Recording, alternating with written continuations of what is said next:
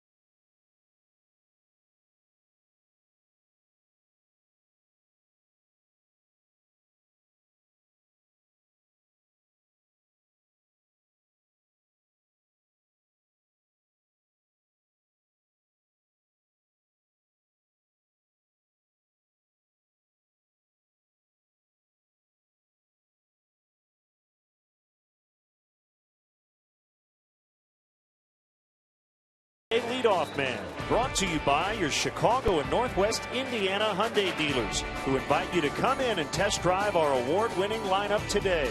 Visit buyhyundai.com. Well, Travis Wood had such a great year last year, 311 earned run average. He was an all-star. It has been a trying season this year. Had a long stretch of winless starts that he recently snapped. Makes his 29th start here today. Let's hear from his manager, Ricky Renteria. I think it's probably been a little bit of hit and miss.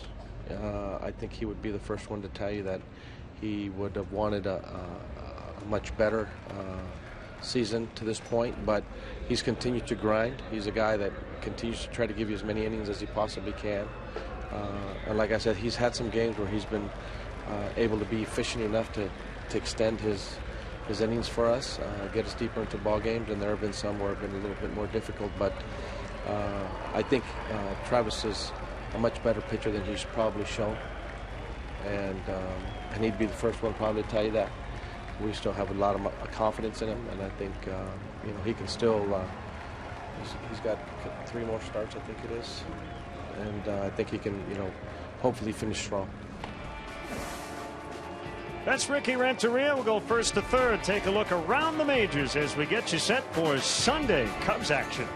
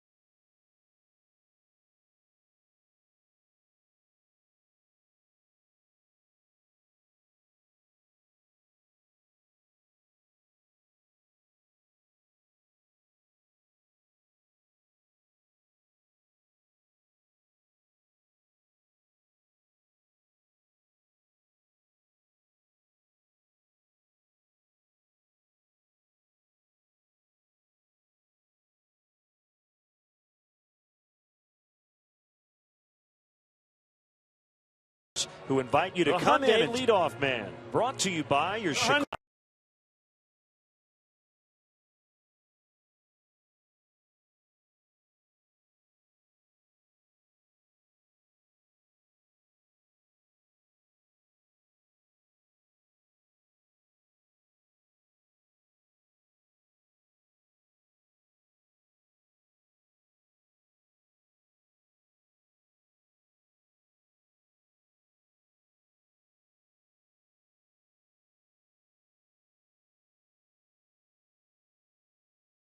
The Hyundai Leadoff Man, brought to you by your Chicago and Northwest Indiana Hyundai dealers, who invite you to come in and test drive our award-winning lineup today. Visit buyhyundai.com. As we wrap up the leadoff man, big game today, just about set to get started. Adam Wainwright, Jimmy Nelson, Cardinals trying to win 3 of 4 in Milwaukee. St. Louis now with a commanding 4-game lead in the National League Central. The Angels have the best record in all of baseball. Albert Pujols got his 2,500th career hit, scored his 1,500th career run in an 8-5 win at Minnesota. They have a 6-game lead in the American League West. Over in the NL West, Madison Bumgarner with his career best 17th win. Tonight, San Francisco behind Tim Hudson goes for the sweep in Detroit. The Rangers have shut down Yu Darvish, dealing with elbow issues, so 22 starts on the year for Darvish, 10 wins, a 3.06 ERA. The Rangers have the worst record by 5 full games in the major leagues. We have the Pirates and the Cubs to wrap up this weekend. Coming up next on WGN Sports.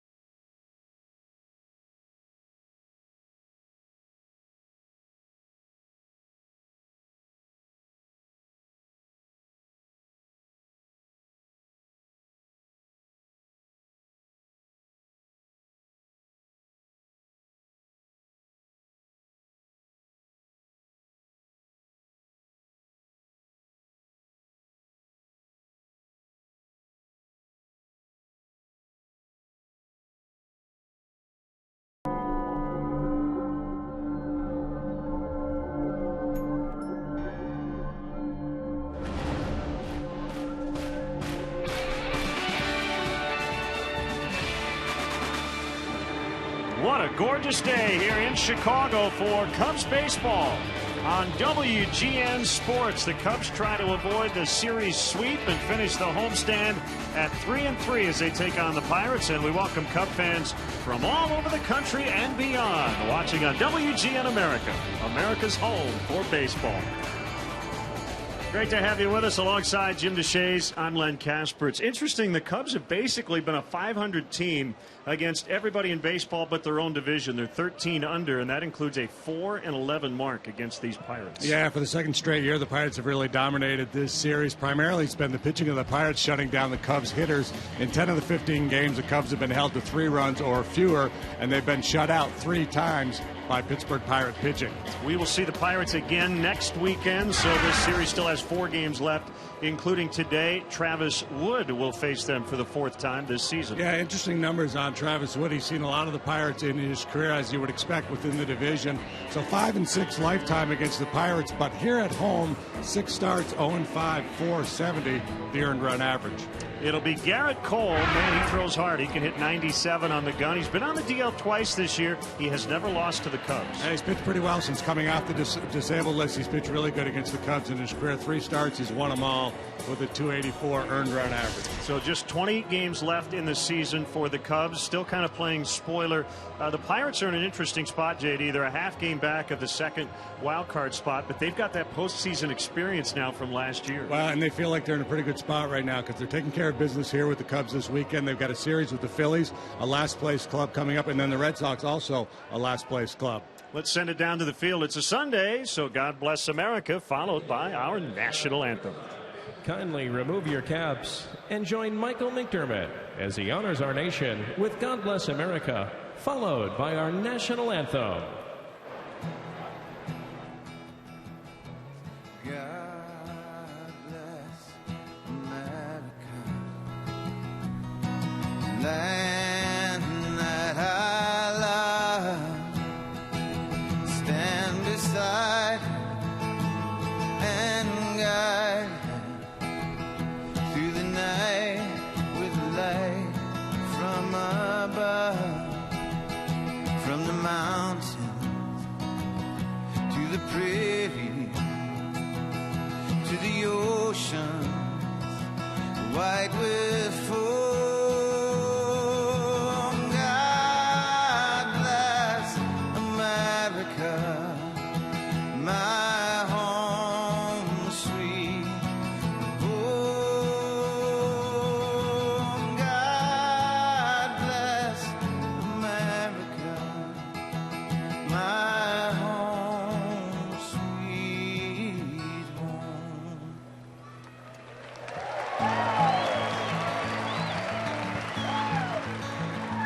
Oh, say, can you see by the dawn's early light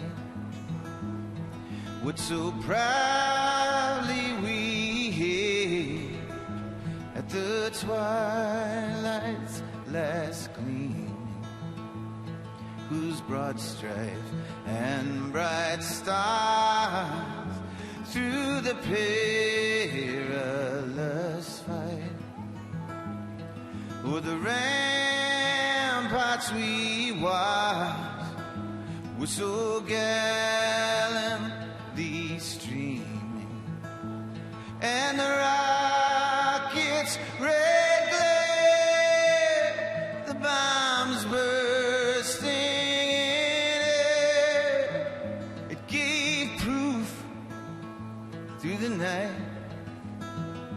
that our flag was still there. Oh, say, does that star-spangled banner yet wave o'er the land and of the free and the whole?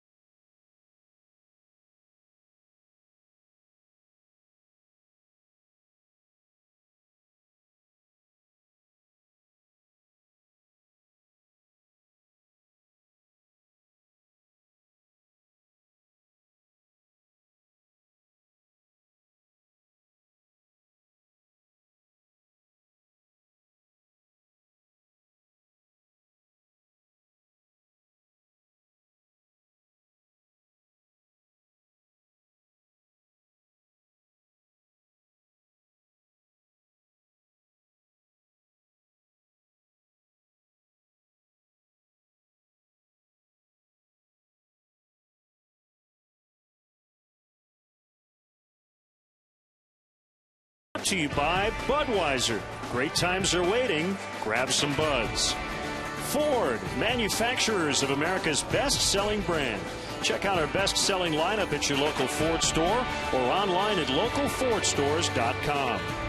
And by Xfinity, your home for the most live sports. Chicago Cubs baseball in high definition on WGN TV is brought to you by Xfinity, your home for the most live sports. Chamber of Commerce weather here today. Jeff Kellogg, the crew chief, will call balls and strikes. DJ Rayburn, who missed the first couple of games of this series, a bit under the weather. He's fine today. Brian O'Nora is at second. Chicago native Dan Bellino is over at third. Let's get today's official weather. At the moment, at least 72 degrees, southeast breeze. Not much humidity, mostly sunny. We will take it. Take it, bottle it, and keep it. Cubs take the field behind veteran left-hander Travis Wood. And they'll get this Pirates lineup written out by manager Clint Hurdle. It does not include Josh Harrison, still day-to-day with the ankle issue. Starling Marte will lead it off in left. Jordy Mercer homered last night and also had the game-winning RBI. Andrew McCutchen, last year's MVP, will hit third. Neil Walker in the cleanup spot. The catcher is Russell Martin. It's Jose Tabata in right, Gabby Sanchez at first. Those two guys have started the whole series because the Cubs are featuring left-handed starters. Brent Morel is at third, and Garrett Cole, 1 day shy of his 24th birthday, will bat ninth. And the Cubs defensively this afternoon. Coughlin in left, where you'll typically find him. Alcantara in center. Ryan Kalish gets a start in right field today. Jorge Soler with a day off. Third to first will go Valbuena, Baez, Logan Watkins, and Mike Holt with a different look on the right side of the infield. Wellington Castillo is behind the plate this afternoon for Travis Wood. A 27-year-old left-hander. 8 wins, 11 losses with a 4.81 earned run average. Allowed 17 home runs. That number up from last year. The home run rate, the walk rate, both up.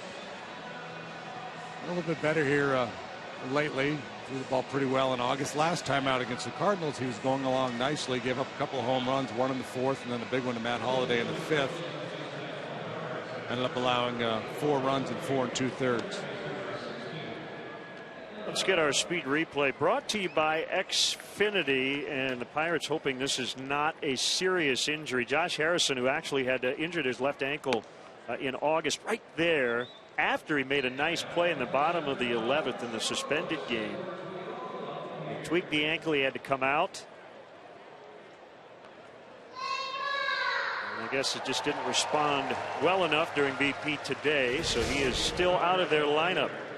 Leading the league in hitting. Xfinity, your home for the most live sports.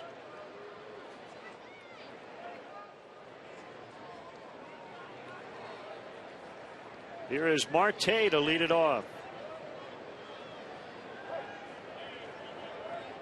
He's gotten hot at the right time, hitting .333 over his last 29 games. And we are underway. Ball one to Marte. Yeah, we talked about the Pirate dominance over the Cubs so far this season. Marte, McCutchen, and Martin from the offensive side have done a lot of damage against Cub pitching this year. He pops it up. Baez basically didn't have to move at all as he makes the catch. He was up there for a while. Good hang time. Speaking of. Nice. A little tutorial on how to score the ball game. Yeah, I just got a text on my phone that said Pirates at Cubs, game starting. That's good to know. Got to have those alerts. Yeah. Woo. Rather get that alert in the booth than at home. Strike called on Jordy Mercer. He's got 10 homers on the year. 3 have come over the last 6 games.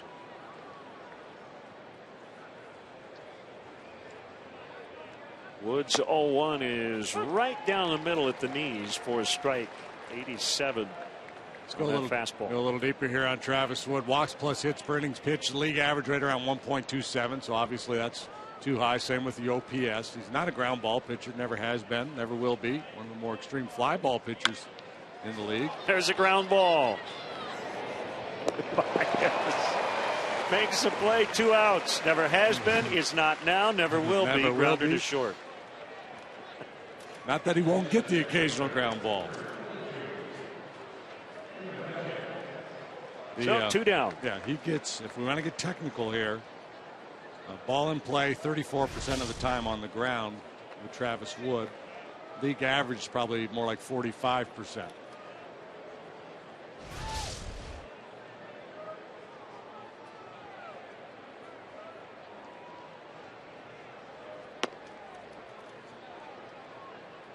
Ball 1 on Andrew McCutchen.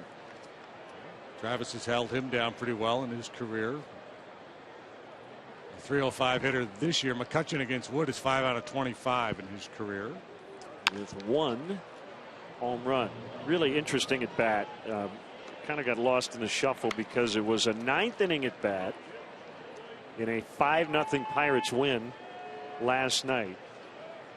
Arodys Vizcaíno making his Cubs debut and pitching in the big leagues for the first time in 3 years. Went 3-0 on McCutchen and missed badly on all of the first 3 pitches. That ball lined in the left.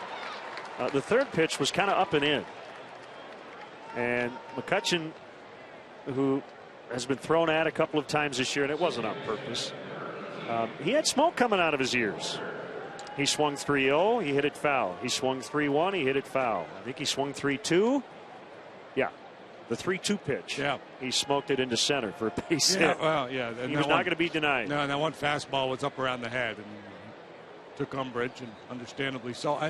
Do we know if he has any kind of a physical ailment? Because he just jogged to first base on that base hit to left field, and that's not typical of McCutchen. Well, he had the rib thing that had him on the DL. As Walker swings and misses.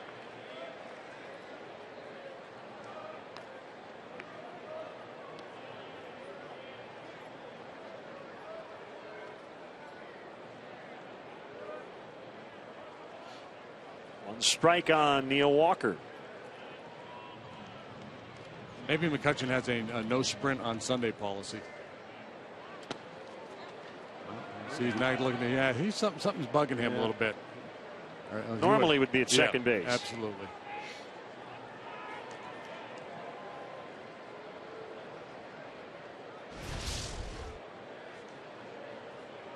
So Harrison couldn't answer the bell today because of the ankle, and McCutchen, I don't know, but based on the way he went down the first base line on that base hit to left and the way he reacted to that ball in the dirt, I got to believe he's got something going on too.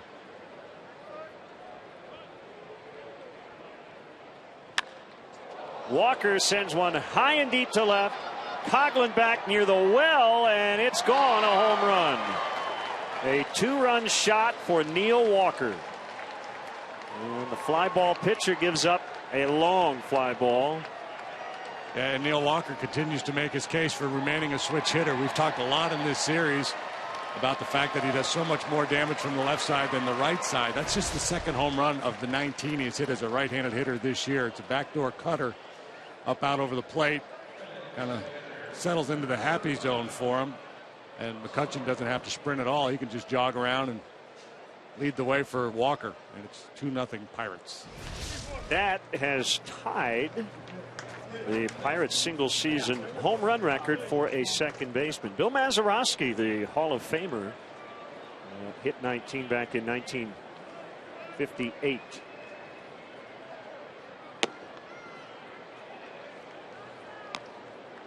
So a quick 2-0 lead. All this happening with 2 down. And a 1-0 count on Russell Martin.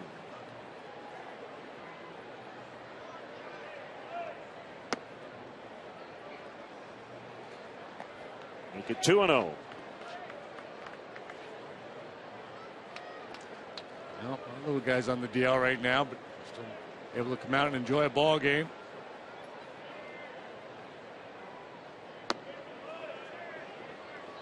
Three 3-0. Tabata on deck.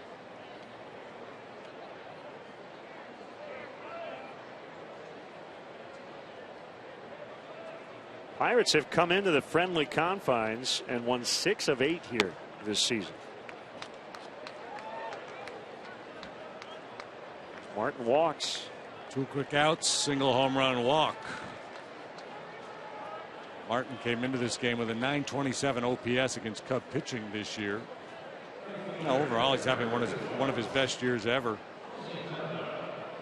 .285, OPS of .819. That's the highest since 2007 when he recorded an .843 on base plus slugging. It was the best year of his career in that department. Throwing out guys from behind the plate. Yeah, he's going to be a free agent too.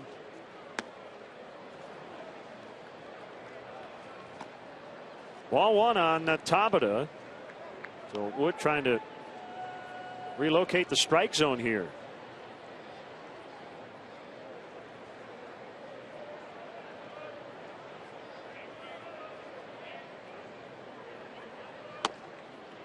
Sometimes that happens when you find the strike zone and the ball ends up in the seats. You get a little gun shy and start trying to pick at corners.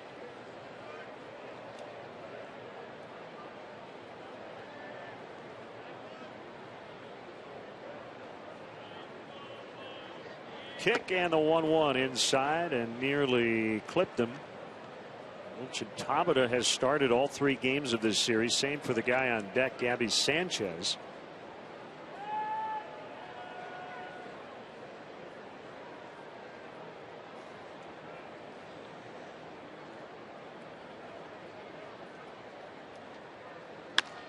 On the ground, Baez near second.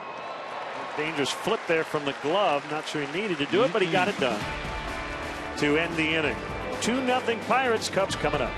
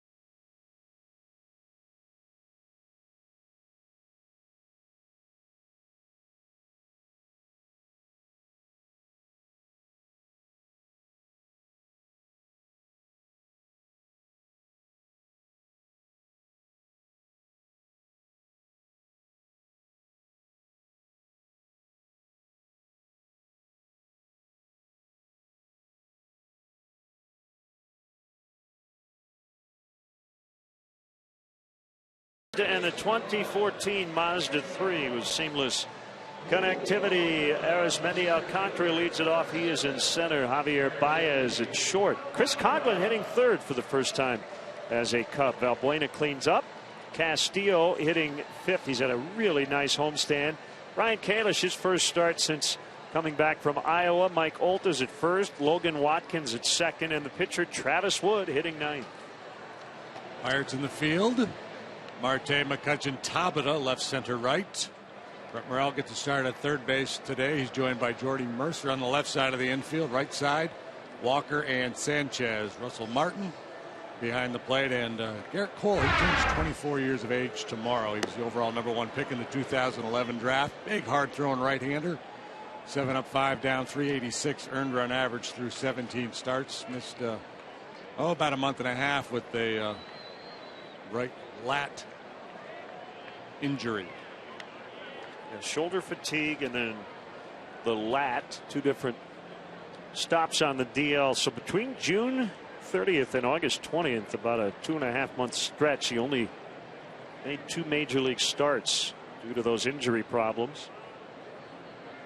And he's set to work against the switch hitting Alcantara, and a strike at 93. 18th start of the year for Cole. Fastball average is about 96 miles an hour. He can touch triple digits. Won't see that very often, but every once in a while. Now Contra pops it up behind second. It's Mercer, the shortstop, and he makes the grab. 2 pitches, 1 out. And you got to make sure you go hard on those pop-ups today. Chance for a ball to drop with that tough sky overhead. So Cole, he's kind of more like league average in terms of his whip and OPS. He does get a lot of ground ball outs. His breaking pitch, a slider and curveball, very effective weapons for him as well. Strikes out a little more than league average, and his walk rate sits right at major league average. 37th start of his career, product of UCLA. Strike called on Javier Baez. He's been the topic of a lot of conversation among Cub fans who've watched him strike out a bunch. 18 times he has struck out at least twice in his first 32 major league games. He's not going to get a day off. They're not worried about his confidence. This is part of the process. You know, some guys who go through what he has experienced here, when they do strike out or have a bad at bat, they walk out of the box kind of doubting or wondering if they can succeed at this level. That is not Javier Baez. His thing is, I want to get right back in there and hit again. There's a little stubbornness there, which I think a lot of really good hitters have, called strike 3. But this, you know, talking to a lot of people, JD, this is the exact same process he has gone through, making the jump at every level, and he's got to figure out what he needs to do. And you figure it'd be a little bit tougher at this level. You know, he's the guy who carried a high strikeout rate throughout his minor league career. He's only 21 years of age, so you knew he was going to punch out a bunch up here. Probably, you know, maybe not as much as he is. I mean, I get it that fans are frustrated watching the at bats because he does strike out so often. But you just feel like a kid this young, this talented will figure it out. Will learn to, you know, go the other way a little bit more frequently. Yeah, that is the key right now. As Coghlan takes ball 2, he's trying to hit everything on the wavelength. Yeah, because when you're making all these outs, you want to do something big. You want to show to everybody, yeah, well, this is why I'm here. Yeah, I'm striking out a lot, but I can hit the ball 480 feet. But you know, it's one at bat after another where you have to kind of improve the process. It's middle away right now that he's trying to turn on. And it mostly is pitch selection. I'm not too worried about his mechanics. There's a ground ball by Coghlan. Walker backhands, and Cole with a pretty quick 1-2-3 opening inning.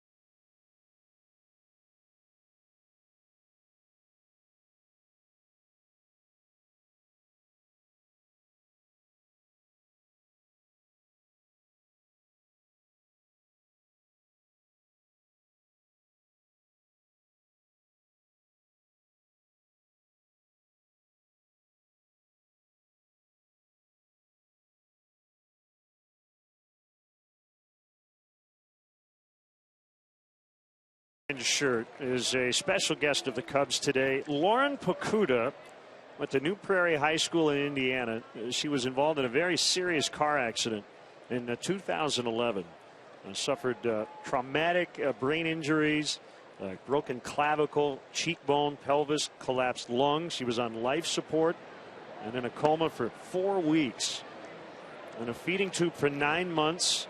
She's a huge Cub fan. Her cousin Matt contacted the Cubs and asked for some help in fundraising to offset the family's huge medical expenses. So the Cubs sent along a few items for an auction along with a video for Lauren, who at the time was responsive but still unable to speak. And her dad has been sending the Cubs updates over the years, and a few weeks ago shared the news that Lauren was finally ready and anxious to get to the ballpark.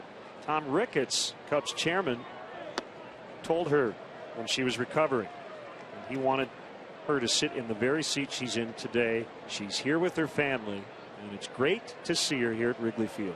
Yeah, a great story of perseverance. My goodness.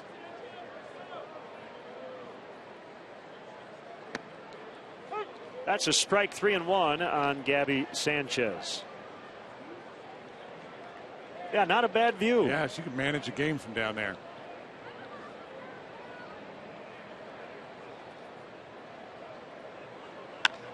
Sanchez hits this one a ton to deep left, just missing a home run. They've got a play on him at second. Watkins can't get him. Throw is just a little offline, and Sanchez able to slide around the glove.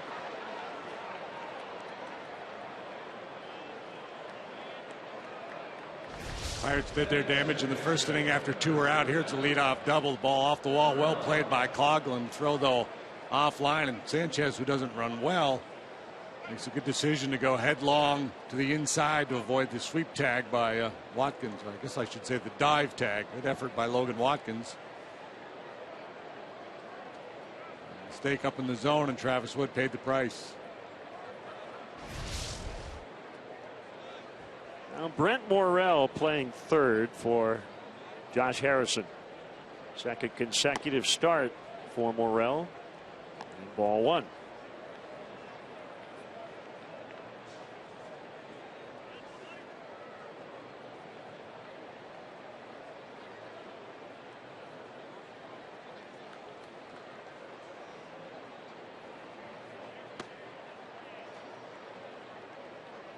Travis just working behind too many hitters here, and Castillo now will walk a new baseball out to the mound.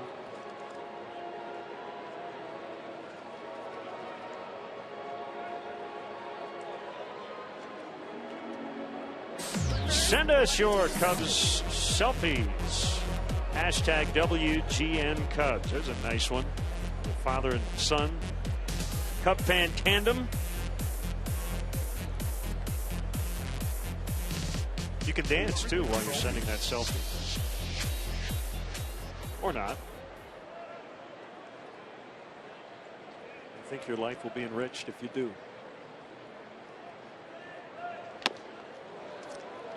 2-1.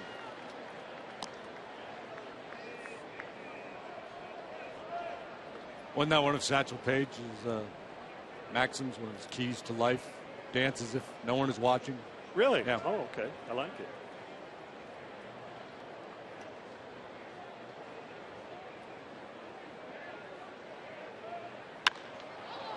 High fly to center. Alcantara still going back. He's on the warning track, and he makes the grab. Sanchez tagging. And he will end up at third. Pirates getting good wood on the ball against Mr. Wood today. Yes, they are.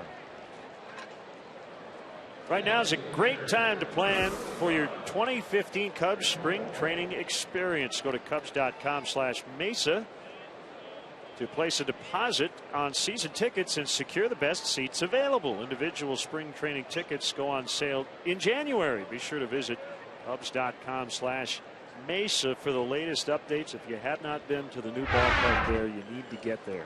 It's the best in the Cactus League, if not all of Major League Baseball. Infield in against the pitcher Cole, who takes ball one.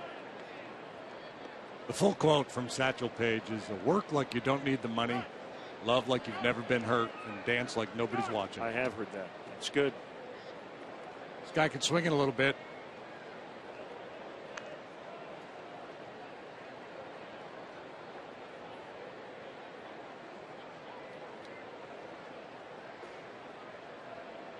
Career .212 hitter.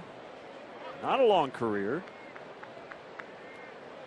Made his debut in 2013. Yeah, 10-7 last year for Cole with a .322 and 19 starts. Really gave them a nice jolt. Swing and a miss. And it's 1-1. Just had a shot of Clint Hurdle, normally chomping on some gum. Maybe he takes Sundays off. Well, I imagine he will be at some point. Yeah, and yesterday with the suspended game, you know, he might be overworked. He's like a reliever. He needs a day off.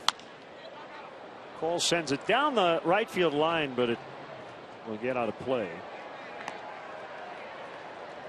And I apologize for my voice. I know it can't be fun to listen to. I was watching darts on television last night and got carried away. Yeah, don't apologize. Not like you did it on purpose. No, it happens. A little annoying. I'm trying to find a good zone. Sound like Pat Summerall. I get way down here. Might be okay. Still 1-2.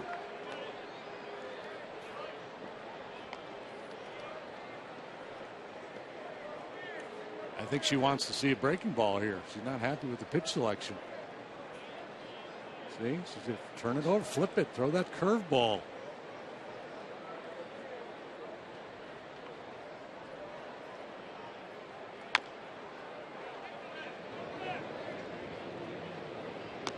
Travis throws a lot of fastballs, a lot of cut fastballs between the two-seamer and the cutter. Probably more than 80% of his pitches. Get on top of that cutter a little bit more, put some depth on it, and throw a little bit of a slider. It does have a changeup and a curveball.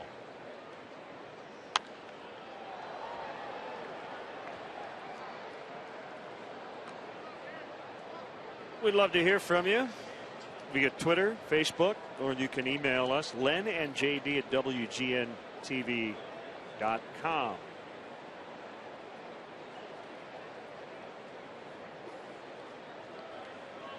As my sheet says .com. But don't do that. It won't get to us. 2-2.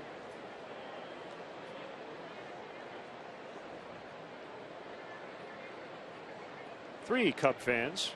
4, I guess.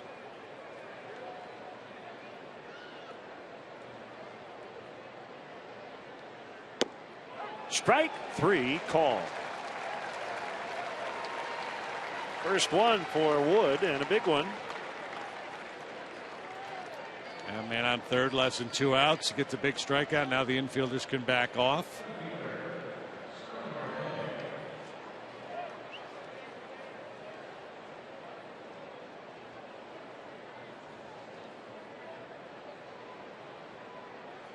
But not out of it yet. Marte. 2 down.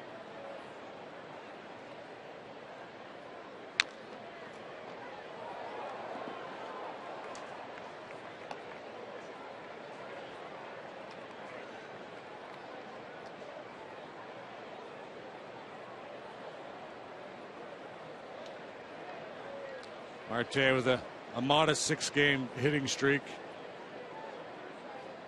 7 out of 23 during that stretch. And as I said, he wasn't out of the woods yet. Marte with a 2-out single to plate Sanchez, 3-0. Make it a 7-game hitting streak for Marte.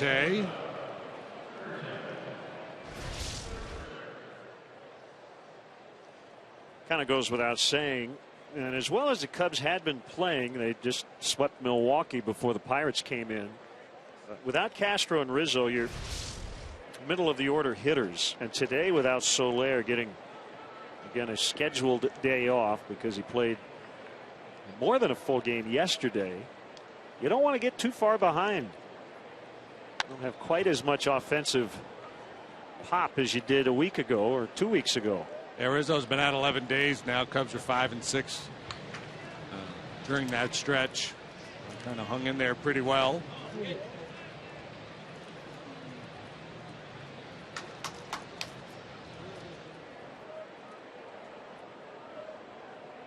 Oh, and 1 on Mercer. He bounces just wide of third. It's foul.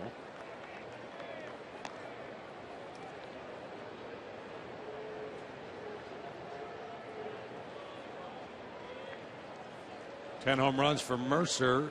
Becomes the first Pirates shortstop to have at least 10 home runs in a season since Jumpin' Jack Flash, Jack Wilson, at 11 in 2007. Wilson was a real good glove man.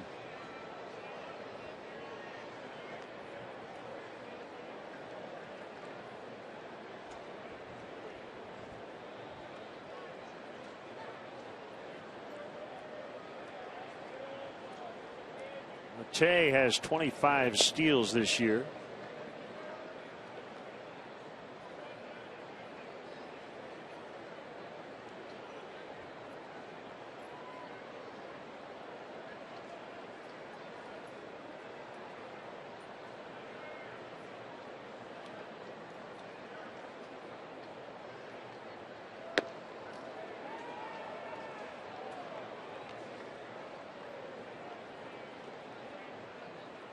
One and two.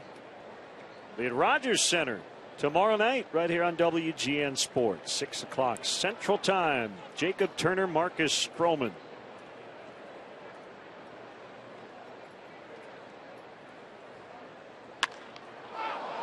That ball crushed to deep left center. Gone. Mercer stays hot. That's his 11th. And it's 5-0.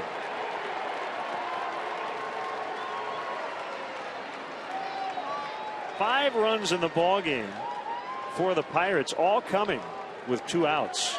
2 in the second, 3 here, or 2 in the first, 3 here in the second.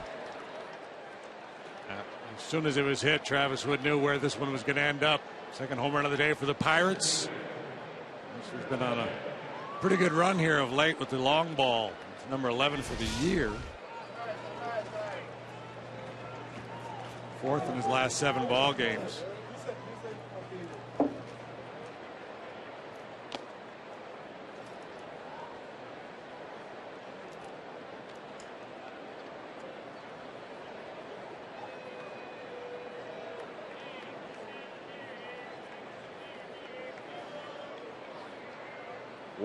McCutchen.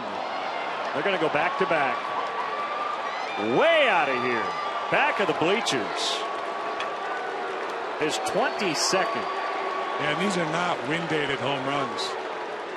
This is just pretty impressive hitting by the Pirates, and Travis Wood having a very hard time locating.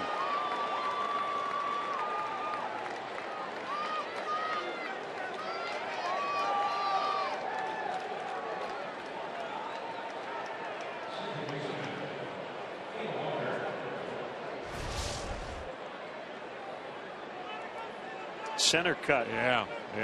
That ball, you either got to get on top of it and get some depth to the outside part of the plate or bury it in on his hands. That's what he was so good at last year. A combination of the backdoor cutter down around the knees and up and in. This year he just made a lot of mistakes out over the plate.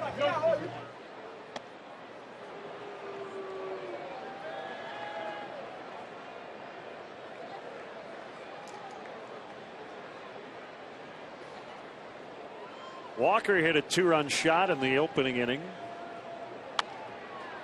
Unfortunate for Wood.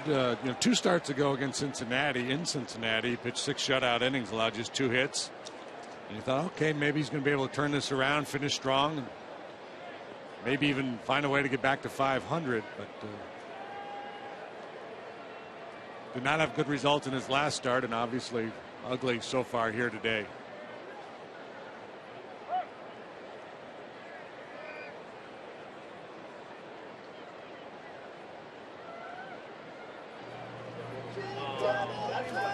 McCutchen 6 hits in the series.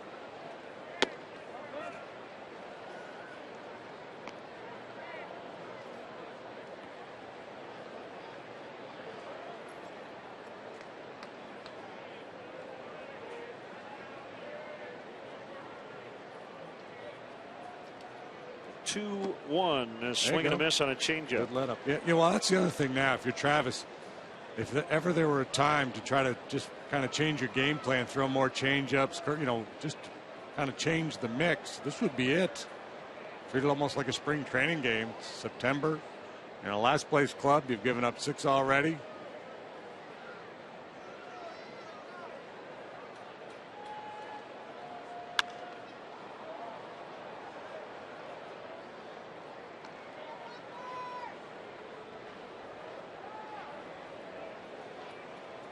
Already 30 pitches here in the second inning. Pirates have scored 4 times. 3 straight 2-out RBI hits. 2 have been home runs. 2-2 to Walker. Back our way. Yeah, and that's the combination there. He threw the changeup earlier, and then the cutter in on the hands to get the weak pop up. Make the hitter aware of your ability to go soft away, and he has to respect that, and he can be late, or at least he can get in off the barrel a little bit with the cutter in.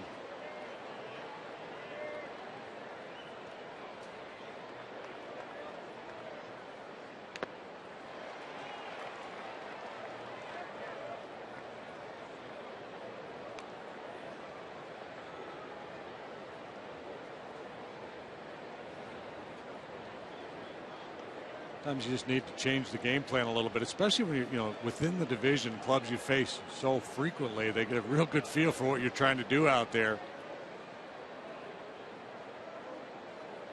Already the most homers he's allowed in a game, had given up 2 in 2 other starts.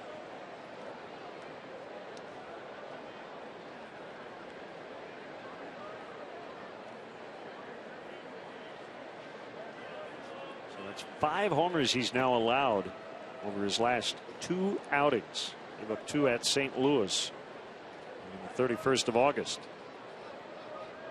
Another 2-2 to Walker on the ground and into left.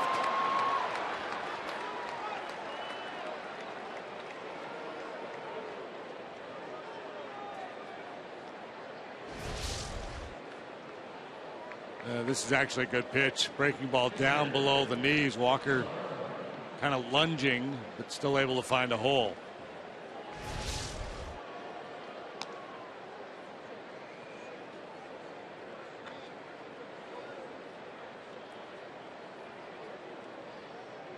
Somebody will get up here in the bullpen.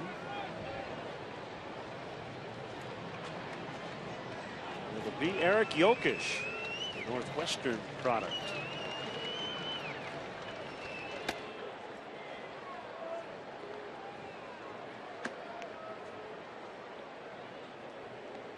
Pirate hitter so far today, 7 out of 12 with 3 home runs and a double.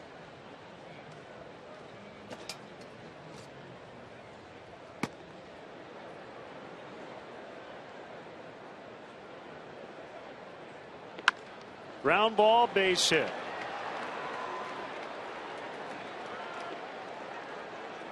Martin's been on both times.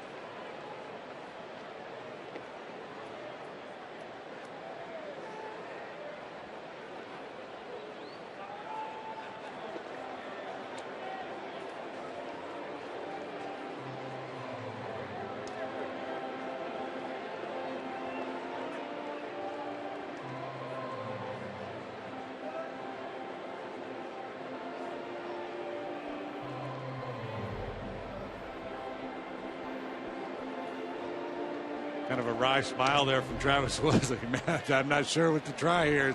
Nothing's working.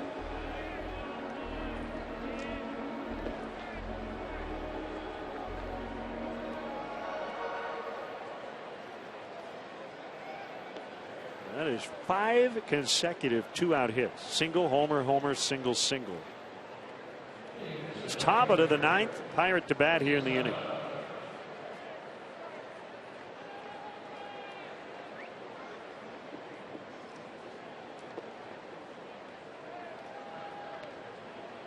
So you can't speak for Travis, but you've been in this spot. I mean, are you thinking get me out of here right now, or I'm bound and determined to get this third out if I have to stay here all night? A little bit of both. I know there are times in my career where I was out there going, man, I can't believe I'm still in this game. What are they thinking? Are they not seeing the same thing I'm seeing? And there are other times where you're like, you know, let me go. I want to try to figure things out, and that's why I mentioned that kind of reference to spring training. Yep. Sometimes as a pitcher, you're like, let's, the heck with it. It's kind of a lost cause today. Let's see. Let's throw more changeups, more curveballs, experiment a little bit. The problem is, that you've got a pitch count, and you're also in a competitive environment where the manager's trying to win a ball game, so he's only going to go with you for so long.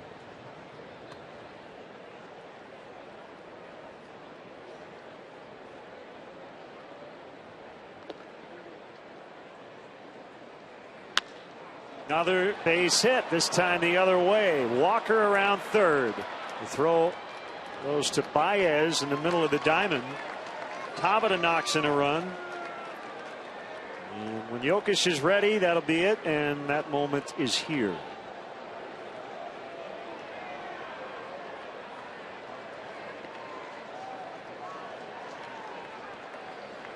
An early exit for Travis Wood. He will leave trailing 7-0 here in the second.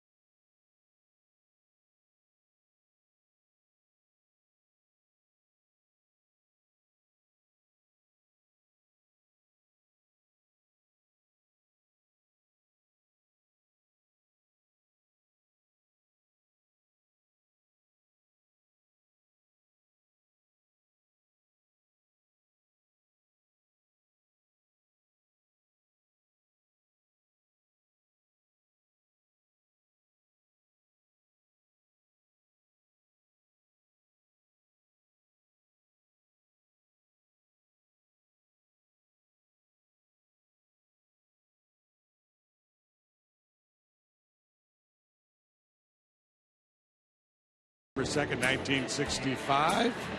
Ernie Banks, homer number 400 off Kurt Simmons of the Cardinals.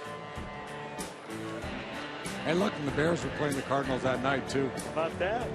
That Cardinal team was versatile. They could play a little baseball, they could play a little football. It's Wrigley 100 moment, brought to you by Southwest Airlines. Find Southwest Airlines fares only at southwestairlines.com. Major League debut time for left-hander Eric Jokic. You see his numbers at AAA Iowa. Yeah, very good control down there. Very low walk rate. Looked like Garrett Cole was playing catch in the bullpen. How about that? Is that legal? Apparently so. When incognito, he threw a sweatshirt on one down there. Just went down to play catch.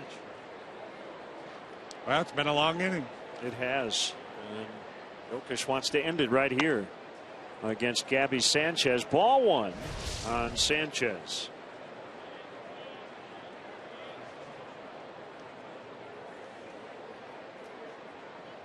Really no place to throw in the tunnel here. Swing and a miss. Good changeup. Jokic not an overpowering guy, but reputation is a guy with very good control. Good feel for pitching.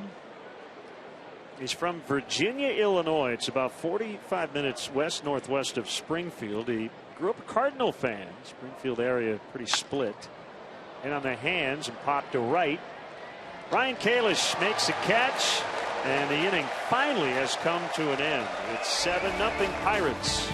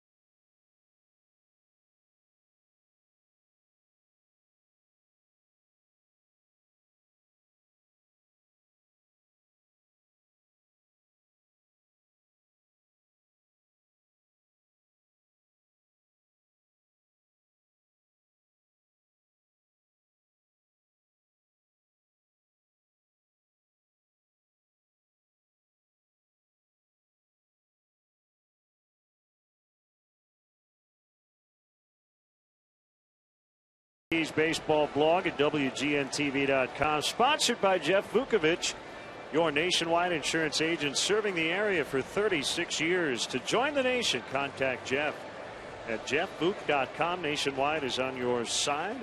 Wrigley 100 to look back at the 1916 pitching matchup. Christy Mathewson, three-finger Brown. One last time. Well, a 5 spot by the Pirates in the second. Back-to-back home runs, Mercer and McCutchen. Neil Walker's got a home run, 2 hits, 2 knocked in. And Garrett Cole back on the mound. He needed just 10 pitches to get through the first inning.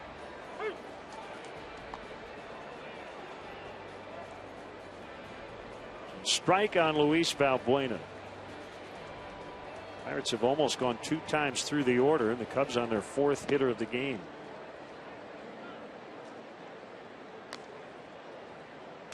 Down a touchdown, but a lot of baseball yet to be played.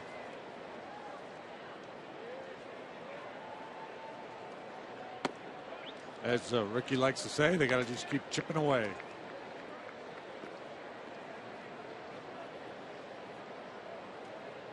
So I guess you would say that Cole outlasted Wood today. Yep.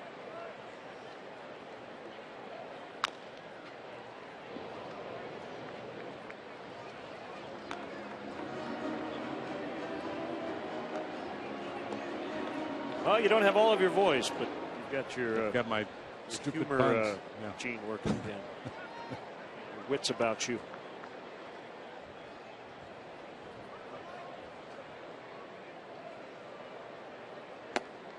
Swing and a miss, strike 3. 4 batters in, 2 strikeouts for Cole, and we'll bring up Wellington Castillo, the catcher. Yeah, and he continues to pitch here. 2-2 changeup to finish Valbuena, well placed. That's the thing, you get a lopsided game, and everybody always says, well, you got to be aggressive, just attack the strike zone, throw fastballs. If you do that, you're going to end up giving up some damage. Garrett Cole, you pitch like it's 3-0 game. You fall behind, sure, you're willing to challenge. He should be anyway. He throws 95 miles an hour. but you don't stop pitching. He is free and easy. You talk about 95 to 97.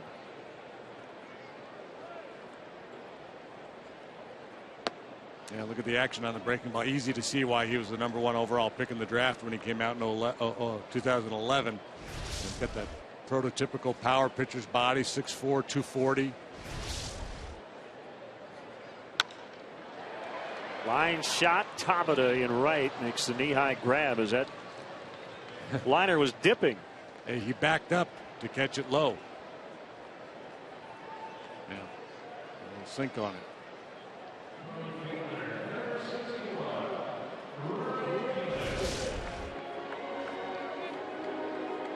Well struck by Castillo. He's had a nice homestand. He's hitting .400, 6 out of 15 prior to that at bat. A few days ago, it looked like Ryan Kalish was going to have his feet up today. But got a call on Wednesday. He's packing up his place here in Chicago after the AAA Iowa season had ended. Got a phone call.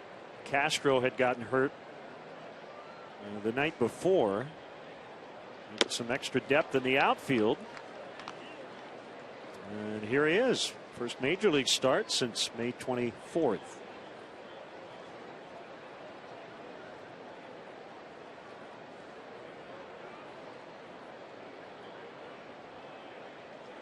You say, well, wait, outfielder. Well, remember Logan Watkins was playing a little outfield. Baez going to short. Watkins now to second. 7-0 Pirates.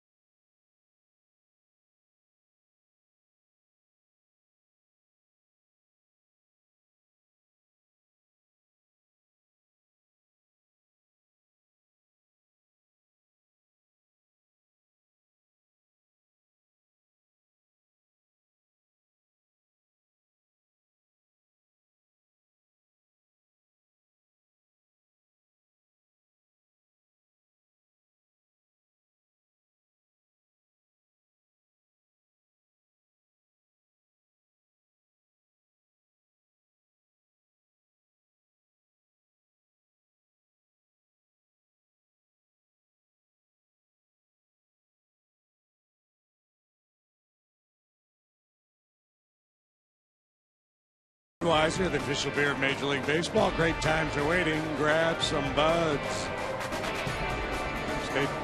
Stay tuned for the 7th inning stretch, brought to you by Budweiser, the official beer of Major League Baseball. Great times are waiting. Grab some buds. Today's guest singer, star of stage and screen, Mr. Len Casper. I think you should do it. I should. I might be able to get a little Dylan or something going with his voice. We'll have fun with it, as we always do.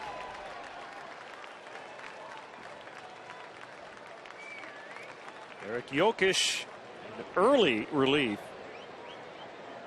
Travis Wood.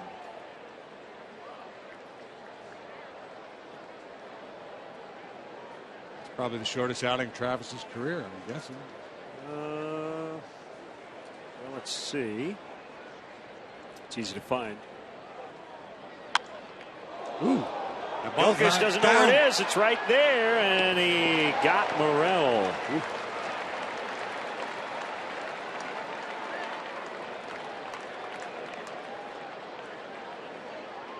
All's well that ends well. I think it was gloved. Looking around.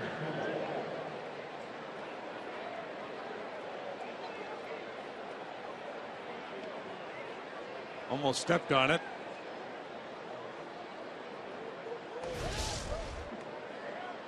Travis won an inning, remember, last year at the end of the year to get to 200. So an inning against St. Louis. We won't count that one.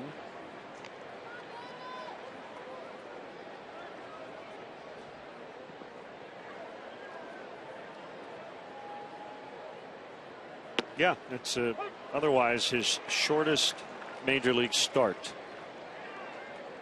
An inning in 2/3. ERA up to 5.15.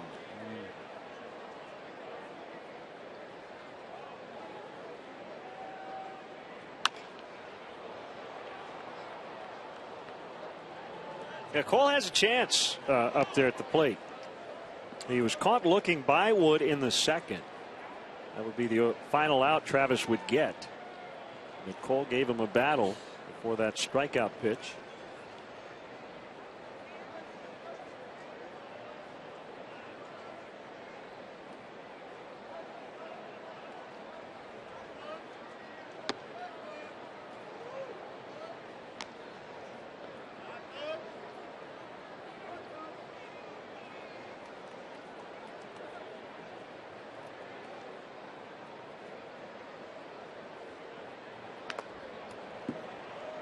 Jokic, 25 years of age, 6'2", $185. All Big Ten selection in 2010 at Northwestern. He was the freshman of the year in 2008.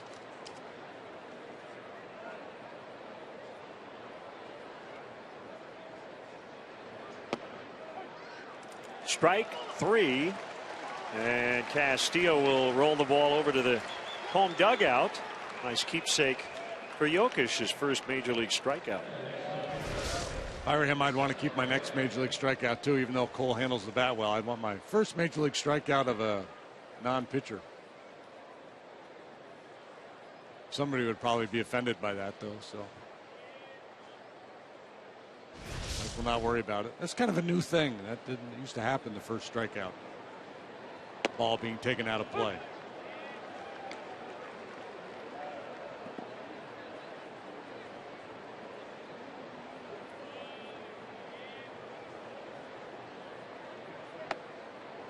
One and one on Marte.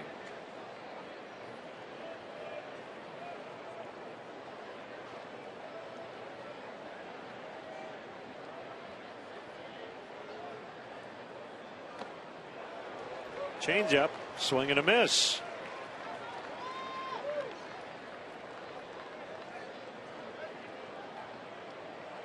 Well, the other kind of irony of baseball, or paradox, we run into them everywhere we look. Travis Wood, an all-star last year. Yeah, he had struggled this year, but by and large, the Pirates hitters know exactly what he's going to do. Now here's a kid, Eric Jokic, first major league game, and a lot of guys have no idea what he's going to do. They've heard the scouting report, but it gives him a little bit of an advantage. Sure, absolutely. His biggest challenge, control the nerves. Stick to his game plan. Tendency for young pitchers to give major league hitters a little too much credit sometimes and aren't willing to throw the ball over the plate. We haven't seen any indication of that from Jokic. 42 and 35 lifetime as a minor leaguer with a 3.50 ERA. You know, when you read the scouting reports on him, the projections, you know, they figure, well, he's, you know, middle back end of the rotation type guy, doesn't have that high octane fastball. Similar stuff is said about Kyle Hendricks, and so far he's proven to be very good at this level.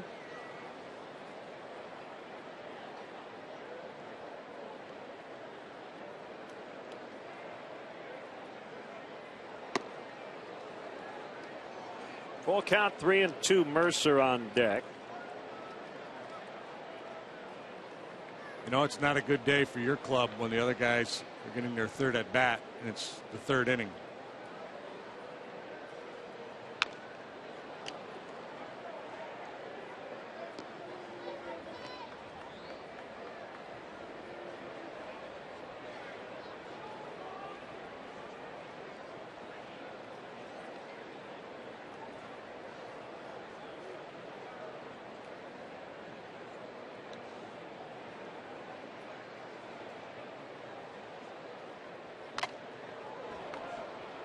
named off the mask of the catcher Castillo.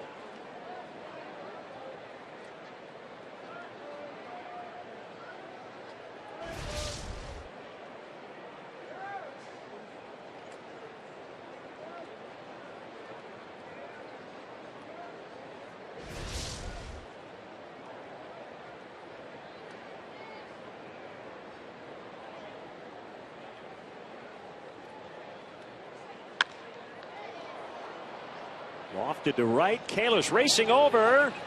And he can't make the play. Got a glove on it. Marte will have a double.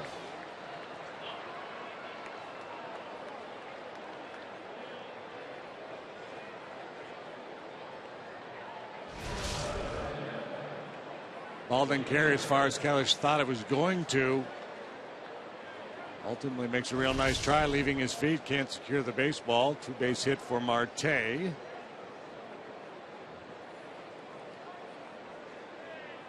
For whatever reason, their offense has turned it up a notch after 2 outs. 2 in the first, 5 in the second.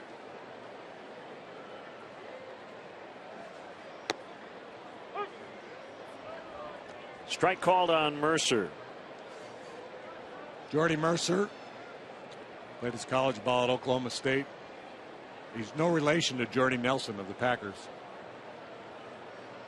Some people make that mistake, but he is not related.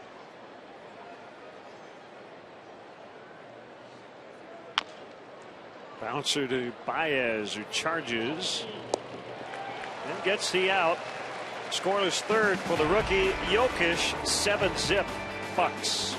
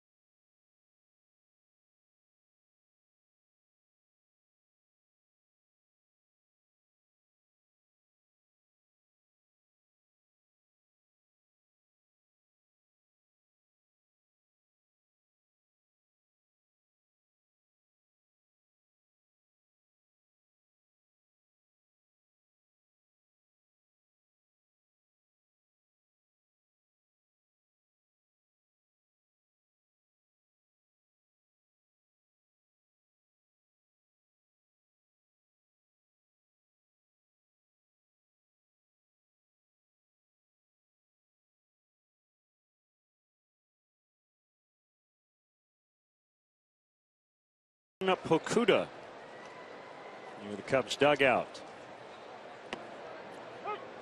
Breaking ball from Cole to Mike Alt.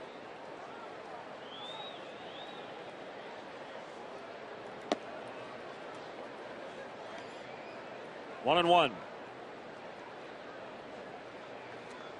Pirates are dominating the time of possession here.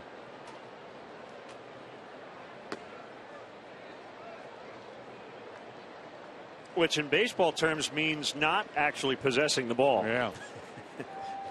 You want the other team's pitcher to have it more often. That ball thumped on the ground into center, and the Cubs have their first hit. Pretty noisy line drive single there by Alt.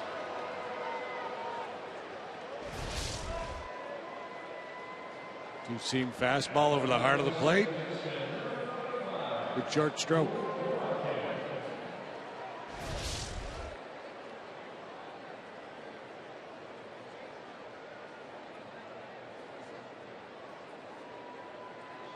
Logan Watkins playing second base.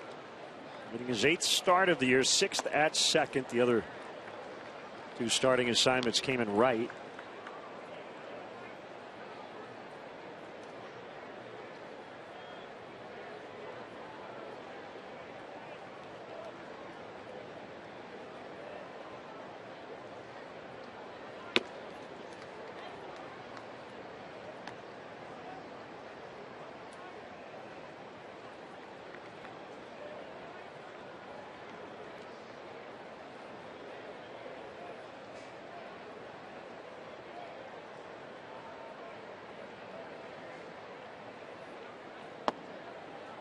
Little low.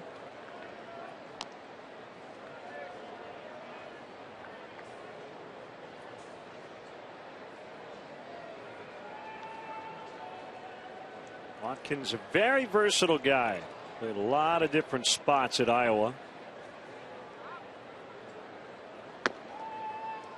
He's ahead of in the count here, 3-1. Yish on deck.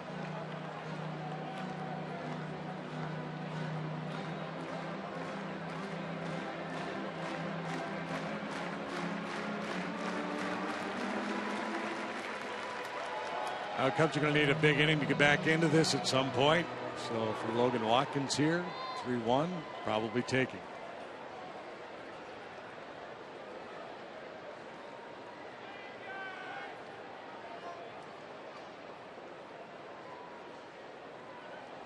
Nope. No harm as long as you swing at a strike.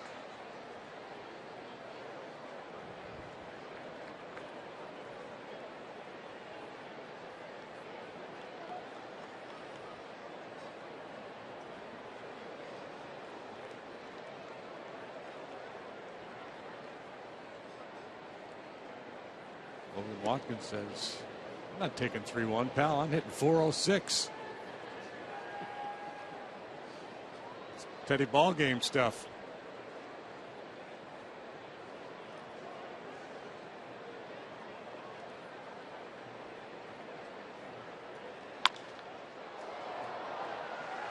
Fouled off to the left.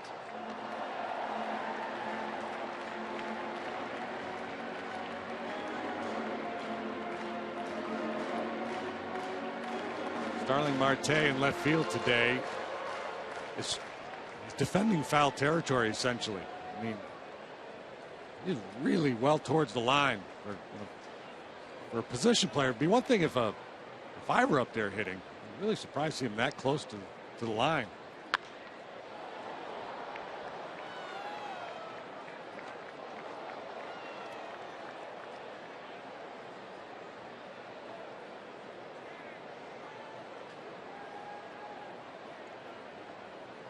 Got the corner covered. Yeah, I don't know if I've ever seen a left fielder play that close to the line for a non-pitcher. Swing and a miss, strike 3. 97 on that pitch. Cup fans, if you want to manage the game along with Rick Renteria, log on to WGNTV.com right now. Click on the WGN Sports Game Zone banner and connect to all the up-to-the-minute stats and info while watching at home. Game Zone is sponsored by The Great Escape Pools, patio sets, play sets, hot tubs, and more. Yish bunts and a successful sacrifice, 1-4, his first major league plate appearance.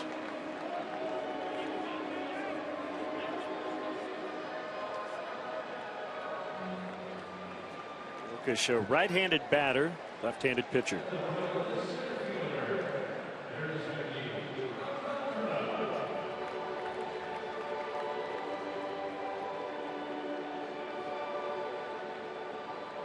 Alcantara.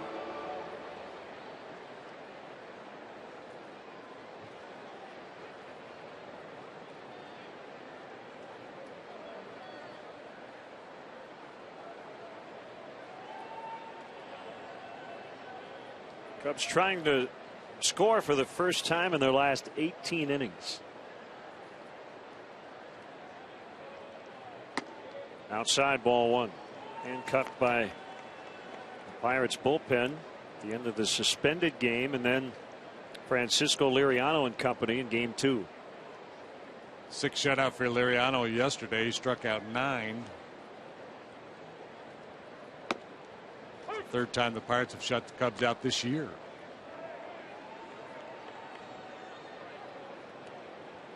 He doesn't care. Got a big foam claw.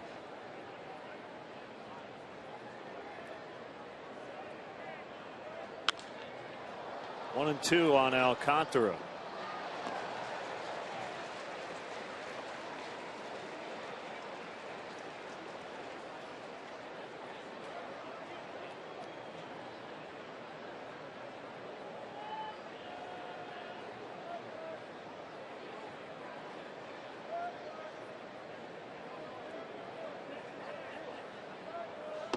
Swing and a miss. 98 on the gun. 10 batters in. Cole has 5 strikeouts.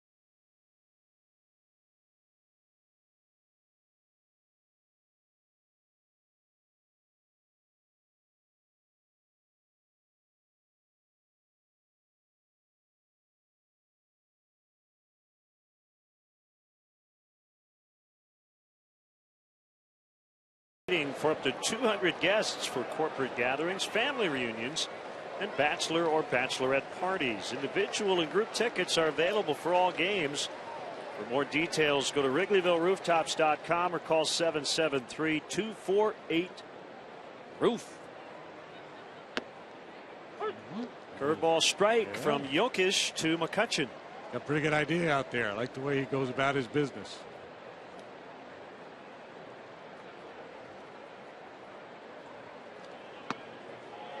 Change up, swing and miss. So hasn't given him a fastball yet. 0-2.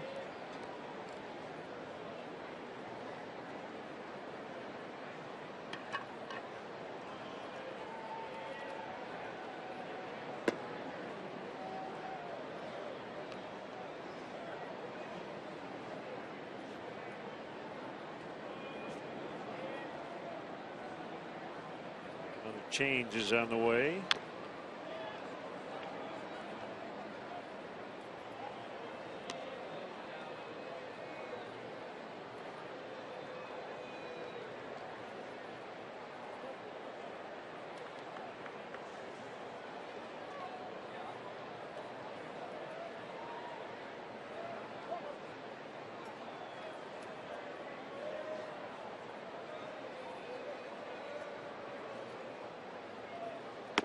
Swing and a miss on a fastball. Well, maybe that's the ball you want, right? That's the one to keep right there. The reigning MVP. Well, he showed him everything. Yep. All 4 pitches. With an elevated fastball off the outside corner at 90 miles an hour. Slowed him down with the soft stuff, beat him with the heater.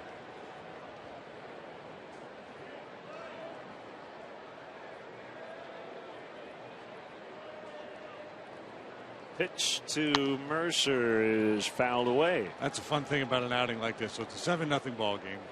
Barring a heck of a rally by the Cubs, the outcome is almost decided here. But it's fun to watch this kid pitch, debut in the big leagues. Somewhere in a living room somewhere, his family's watching. They're living and dying with every pitch.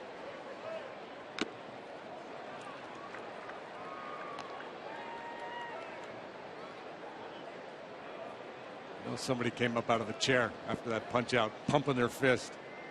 Maybe even some Cardinal fans in Virginia, Illinois. There's the 0-2, and it's low, and he pitched just north of the city in Evanston, in college. The text messages were flying, right? Eric's coming into the game. Eric's up in the pen. They might use him.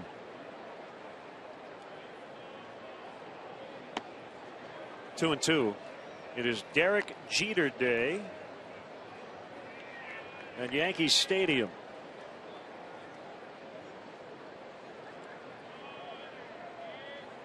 Yankees hosting the Royals. Kansas City leading 2-0 in the 6th inning there. Ground ball base hit into center. Neil Walker's 3 for 3. Let's step aside and see what's coming up on WGN.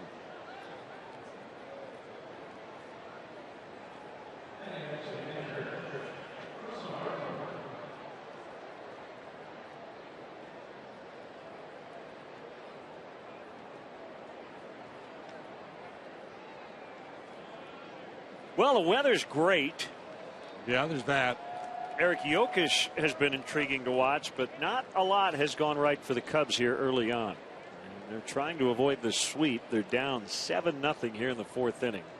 Russell Martin takes strike one from Yokish. Walker at first, one away.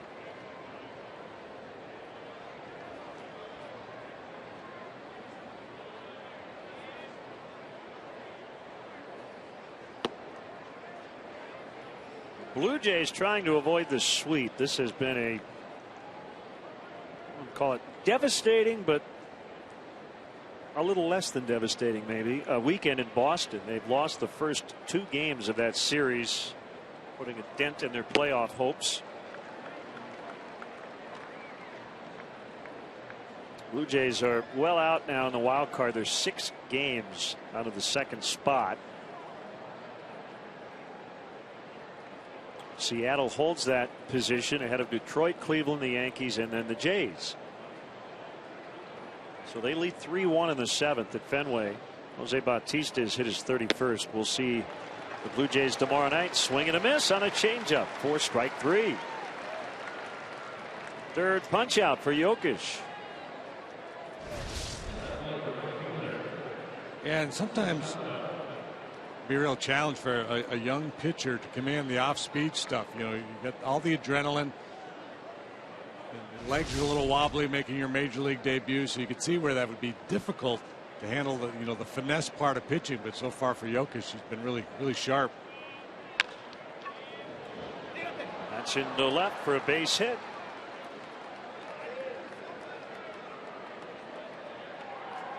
Tabata with his 2nd hit.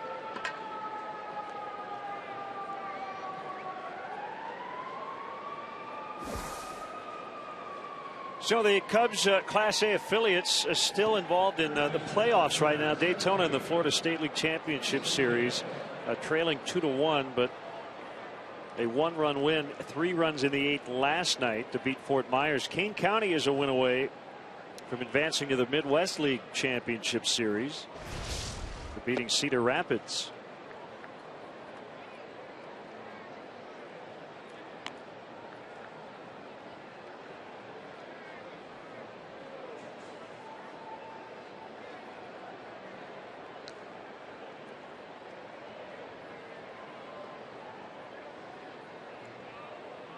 A strike on a curve to Sanchez.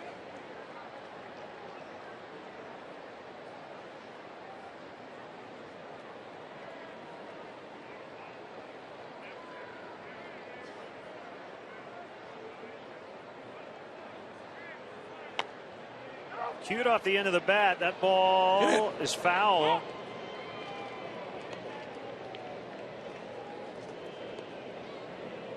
Mike would be able to get there in time to get that ball while it was still fair.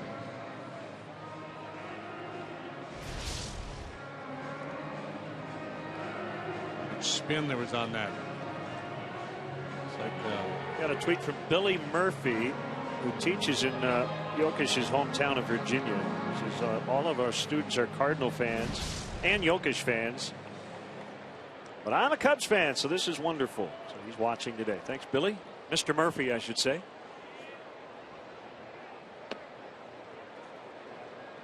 It's 2-2. That's how you can reach us.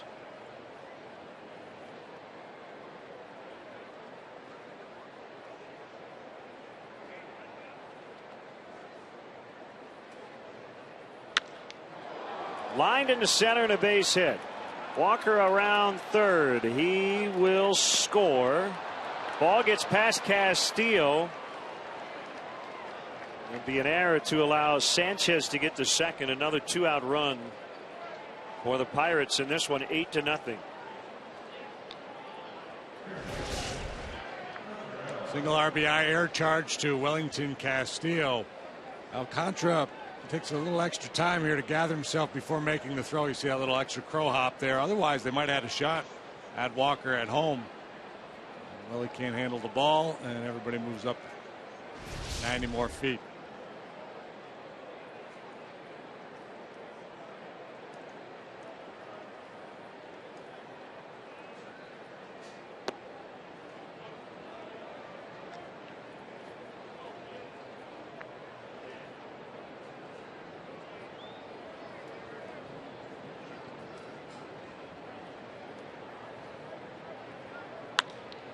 Morel into shallow right.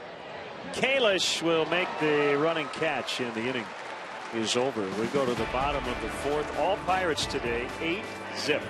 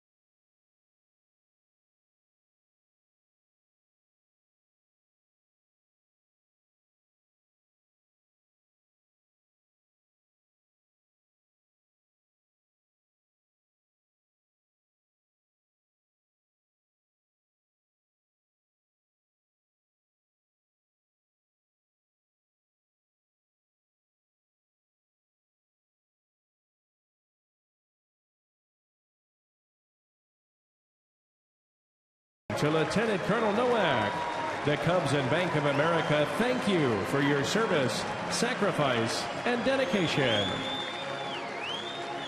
Lieutenant Colonel Gregory Nowak has served in the U.S. Army for over 26 years here at Wrigley Field today.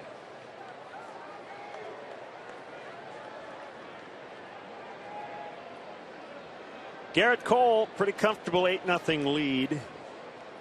As he works here in the bottom of the fourth career start against the Cubs, trying to improve to 4-0. And a curveball on Baez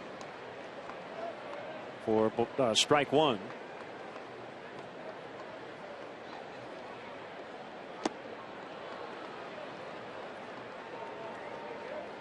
Well, right now, if you can get a called first strike on Javier, we've seen teams do and pitchers do, just not throw him another strike. See if he can battle his way back here.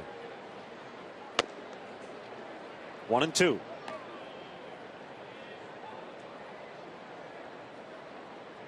Pirates are 13 out of 25 today. Cubs are 1 for 9. Did miss by a lot. 2-2. There's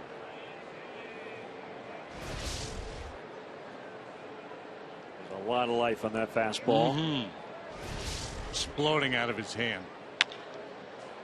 Bounce to Morel, who gets rid of it in a snap.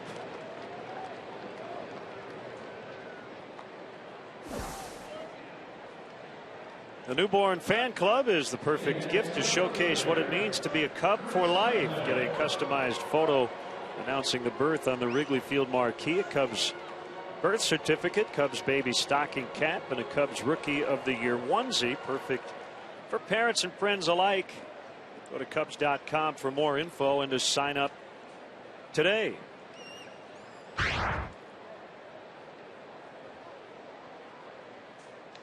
A Mozart fan. Yeah, how about that? That's pretty cool. Side on Chris Coghlan. This is only the second time he's ever started a big league game hitting third. He has now hit in 7 different spots in the Cubs starting lineup here in 2014, all but 4th and 9th.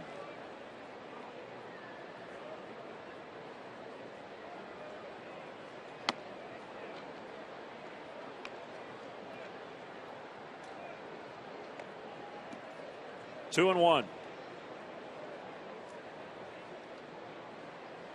It's interesting. Coghlan decided to take a little walk, so did Cole.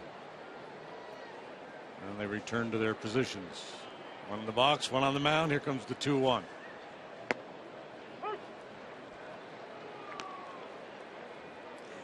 Getting a lot of tweets now. The 217. All watching and supporting Eric Yokish. That's the area code down there in Virginia. That's Virginia, Illinois, by the way, not the state of Virginia, although there may be Yokish fans there too. Yokish is blowing up everywhere. I thought the eggs today were quite Yokish, and I liked them.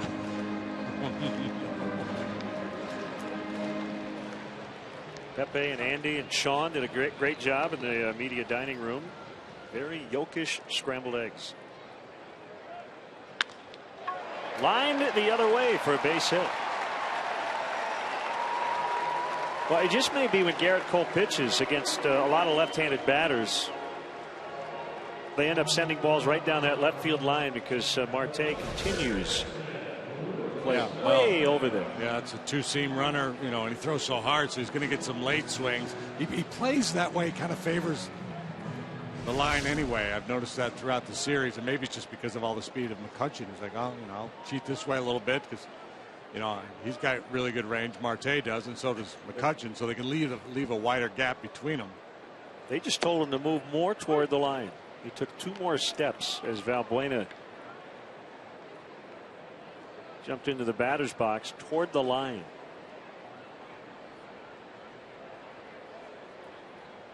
You know who likes that? Roger Baird, the head groundskeeper here. Doesn't wear out the grass where normally the left fielder would stand. That box is what, 25 feet away from where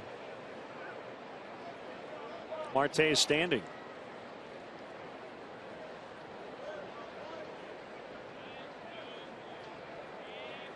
Cole's 0-2 is high, 1-2.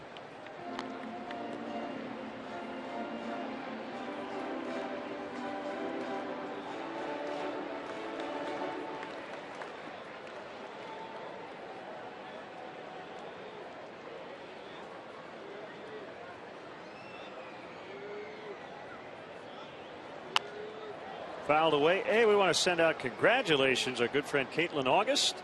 She got married yesterday. Her husband, Mike Mahalik. Congrats to Mike and Caitlin. They were married in Dayton, Ohio. Yeah, very exciting news.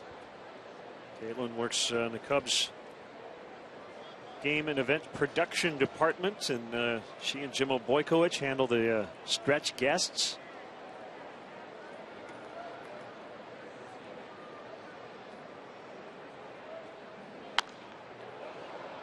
Too fond of their choice today, but other than that, they do a great job.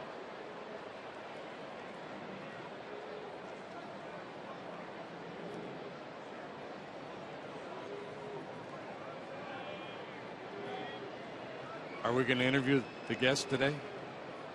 It's up to you. Pulled into right for a base hit. Back-to-back singles. Coughlin tripped.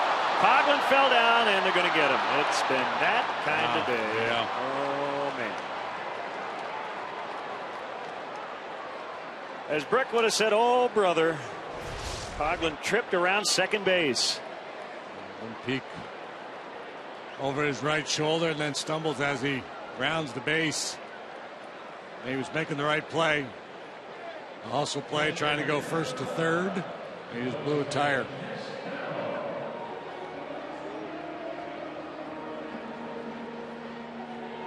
That's when you want to go into Globetrotter mode and call a timeout.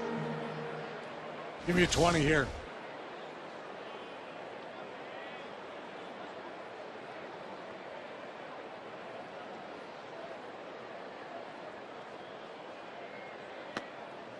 Blowing outside on Castillo. You ever see the Globetrotters perform? Yes, I did as a kid. And they do that little baseball routine, and the guy would call timeout before he got tagged.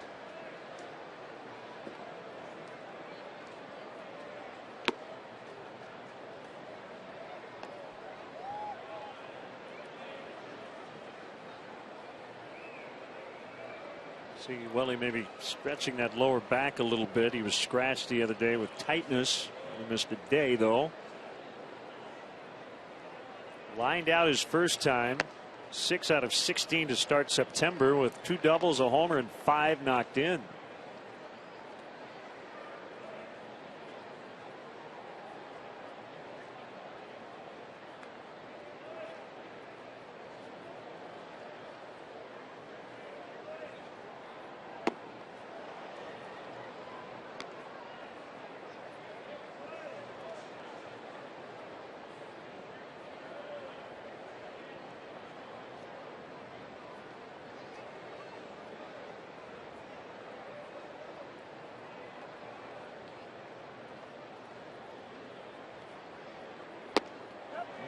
Castillo strikes out to end the inning. 2 hits, no runs.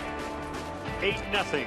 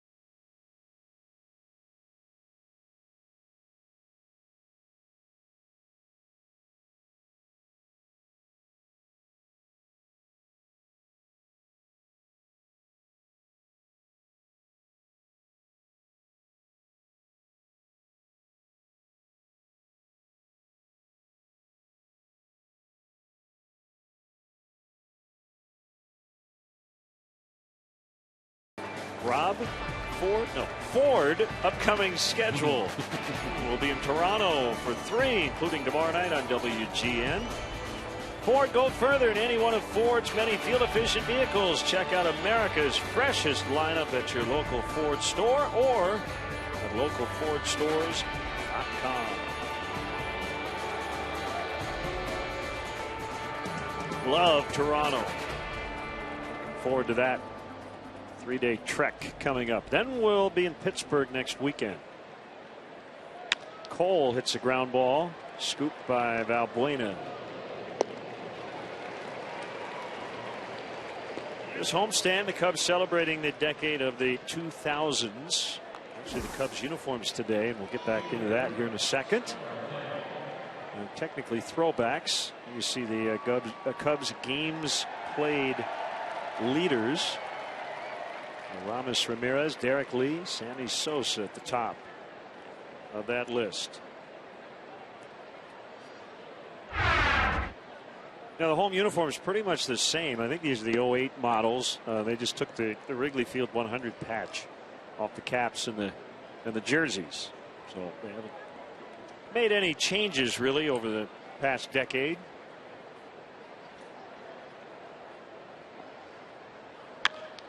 Hit hard right to Baez. And he throws out Marte.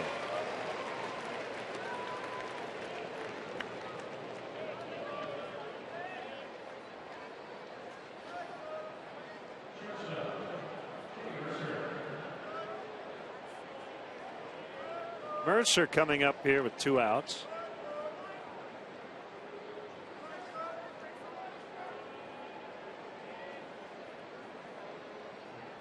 Starter went an inning and 2/3. The first guy into the bullpen has now gone 3. Yeah, sharp today for a guy who hasn't been out there in a while. For a young player making his major league debut, he's looked very comfortable on the mound. Gave up 1 last inning on 3 hits. Could have been worse, but he was able to minimize the damage. Hasn't walked anybody. Struck out 3. Showing good touch with his secondary pitches. It's the kind of role in the circumstance in which quantity matters as much, if not more, than quality. That changes a little bit here in September when you have more guys available, but it's a big league debut, so quality does matter. Want him to feel good about his outing. Yeah, and he's not the kind of, if you had a veteran out there that you ran out there, you might say, hey, look, you got to give me some innings and you got to be willing to take a beating. They wouldn't do that to Jokic. Put back liner right to Baez. A 1-2-3.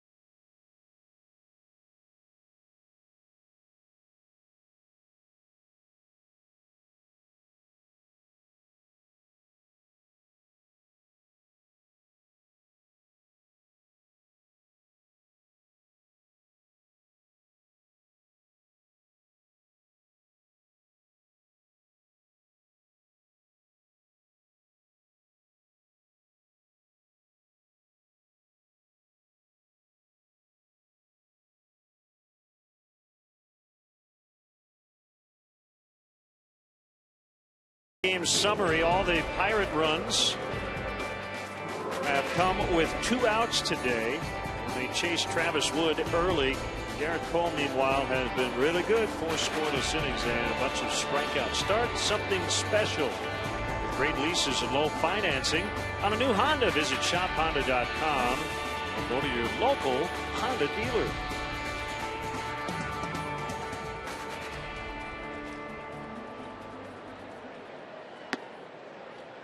Kalish squares, takes ball 1. 5th inning.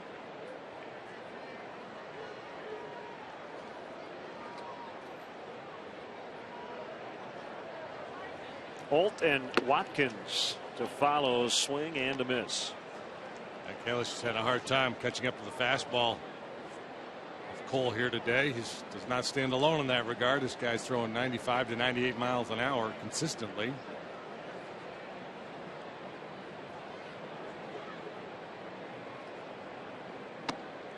Greetings to the Starlight synchronized skating team from the northwest suburbs here at the ballpark. 460 strong today. Skaters and their parents enjoying Cubs baseball.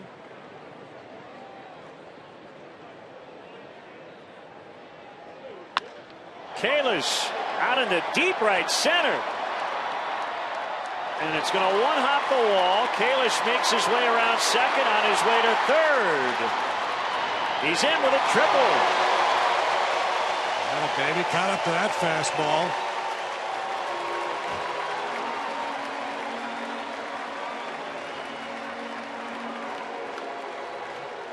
Under the category playing the game the right way. Down 8, still play hard. Kalish knows he's got extra bases, but he pushes hard right out of the box.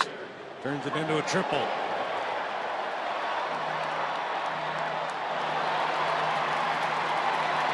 Good tight turn at second base.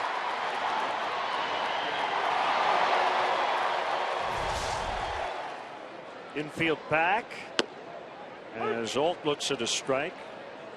Happy 5th birthday to Lane Abbott of Oswego, Illinois. His big sister Bailey.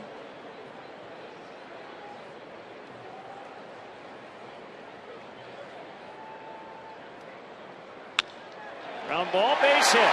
Holt drives in Kalish, and the Cubs are on the board. Cub fans finally with something to cheer about here this afternoon. They respond to Kalish's hustle triple and then RBI single here by Holt.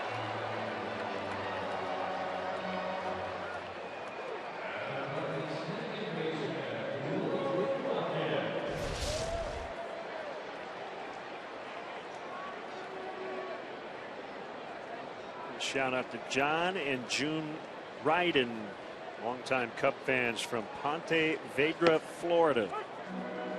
Strike 1 on Logan Watkins. Cubs now with 4 hits their last 2 innings against Cole.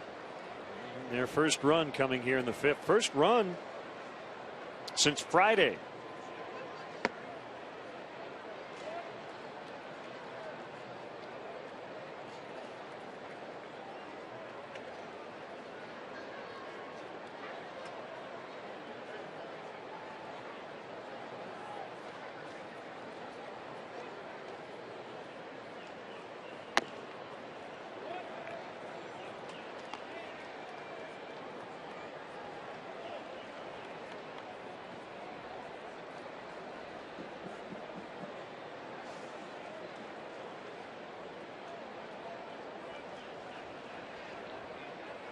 Two-one.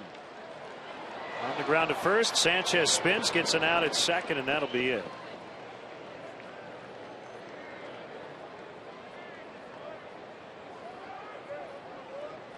Next homestand, the Cubs will host Big Ten Rivalry Week here at Wrigley Field. Support your Big Ten school with a special Cubs shirt featuring your school colors. The schools with the most supporters will not only walk away with bragging rights, they'll also get access to a special recognition here at Wrigley Field. To find out when your alma mater faces off, go to Cubs.com/special events.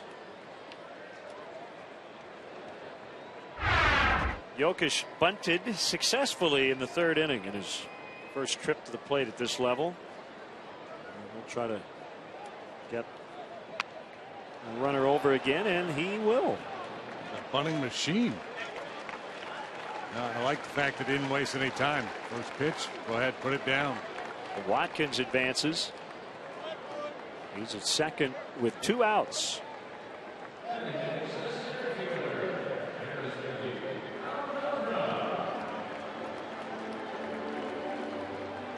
Cardinals leading at Milwaukee 4-0 in the 7th inning. That could be a 3 out of 4 deal for the Cardinals. That would be a big series win for them. Would put them 5 up on Milwaukee, who could drop to 3rd place. This could be a big day for the Pirates in this regard. Milwaukee trailing. The Braves got shut out in Miami 4-0, so the Pirates could jump past both teams and into the 2nd National League wildcard spot with 3 weeks to go. Swing and a miss on a changeup. And from here they go to Philly to play the Phillies for 4, and then the Cubs are in Pittsburgh next weekend, followed by the Red Sox. So it's make a move time for the Pirates. How about that? The Brewers were in first place for 149 straight days. They could be out of a playoff spot by the end of today. Yeah, it's going to be wild. All likelihood come right down to that final weekend of the season.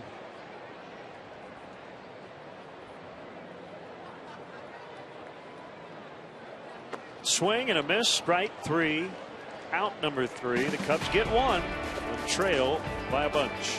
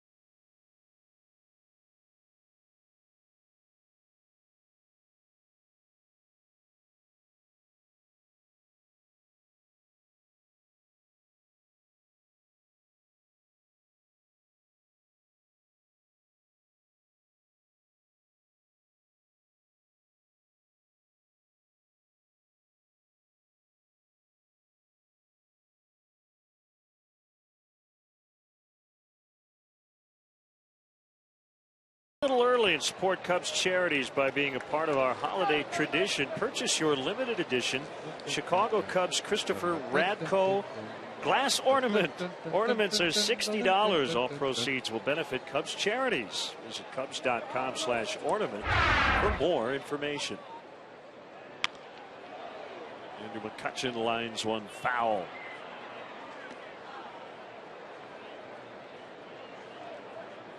(8-1) Pirates.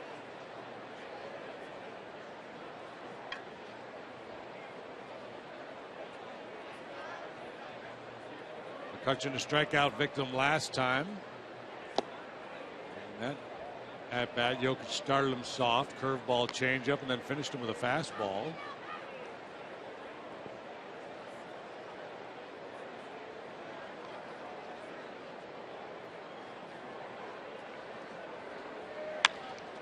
Sharply hit grounder between Baez and Watkins over to the left of second base. McCutchen back-to-back 3-hit games.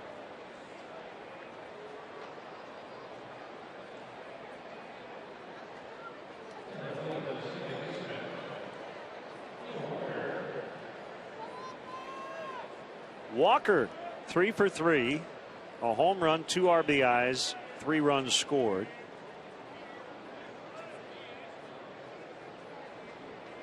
Pirates last year, their first winning campaign, first playoff berth since 1992, snapped a record streak of 20 consecutive losing seasons. And among all the players on the Pirates, it probably meant more personally to Neil Walker. I say that because he's from Pittsburgh. His dad, Tom, pitched in the big leagues in the 1970s. Neil was a 2-time Pittsburgh Post-Gazette Male Athlete of the Year when he was in high school.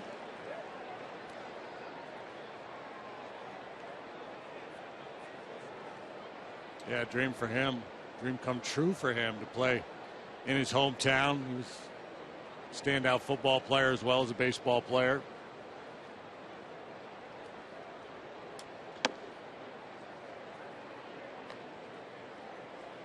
Pirates have a good young core. McCutchen, Marte, the Polanco kid who came up and then struggled, sent back down, but ultimately it looks like he's going to be a real good player. Walker in the prime of his career. Foul pop. Alt trying to find a little room, and he did, but along that railing just could not make the catch.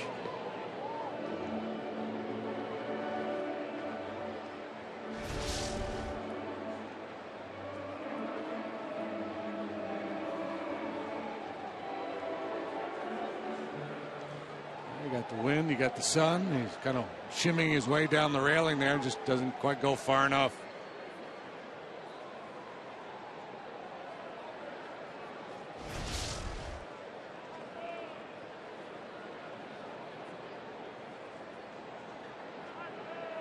Jokic with a 1-2.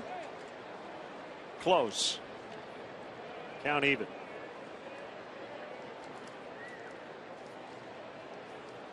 Let's look at some leaders from the last decade, the 2000s. Jokic throw over.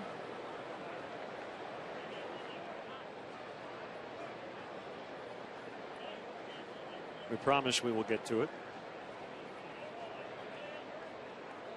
The question is, who is the Cubs' all-time saves leader in the decade of the 2000s? You've got till the end of this pitch to think of it at home. Not necessarily a trick question, but a lot of people remember Ryan Dempster as a starter, but he had 87 saves. You see Derek Lee in batting average, Ramirez in hits, Sosa in home runs. John Lieber 14 complete games.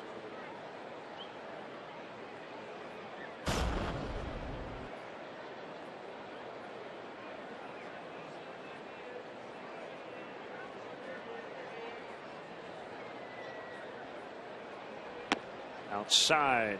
Full count, 3-2.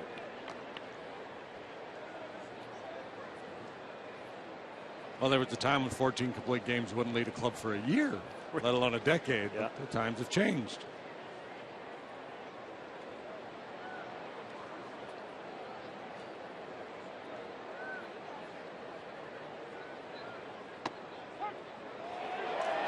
Strike 3 called. Walker is out.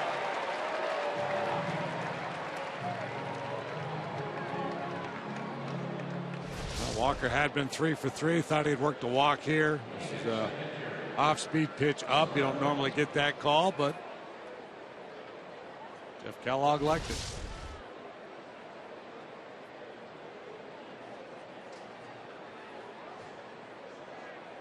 Strikeout number 4 for Jokic.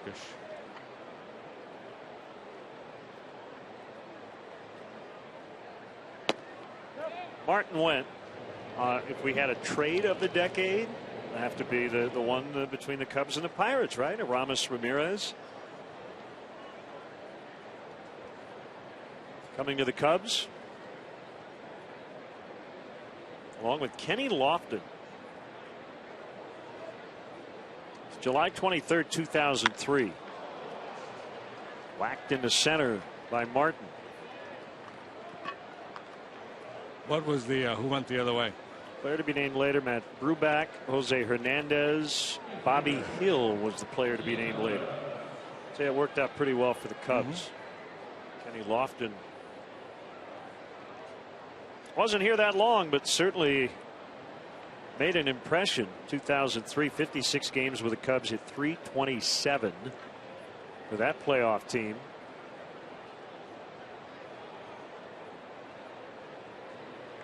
And was very good in the postseason as well, offensively.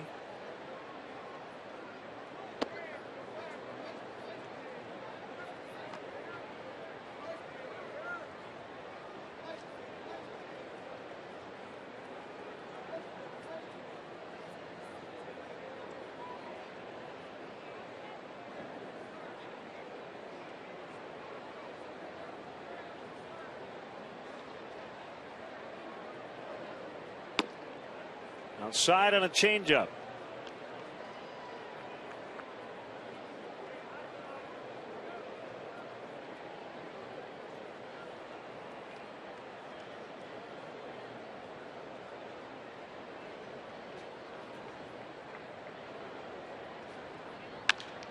Ground ball to short. Baez. Watkins. Oh, that's a double play. Bottom six, 8-1 Pirates.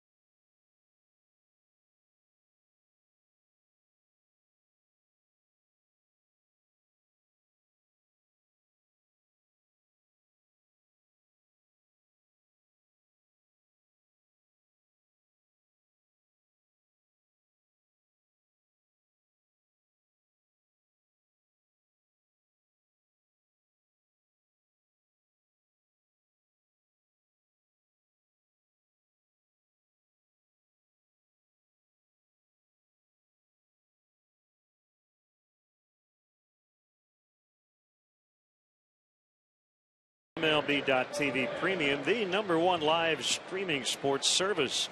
Watch every out-of-market game live in true HD on over 400 devices. Visit Cubs.com for details.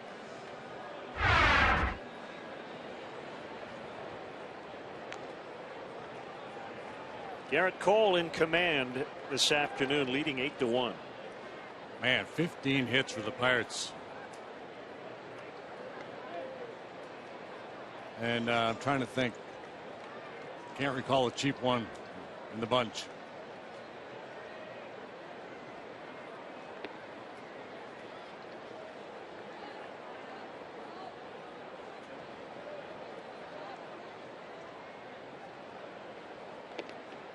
Javier Baez.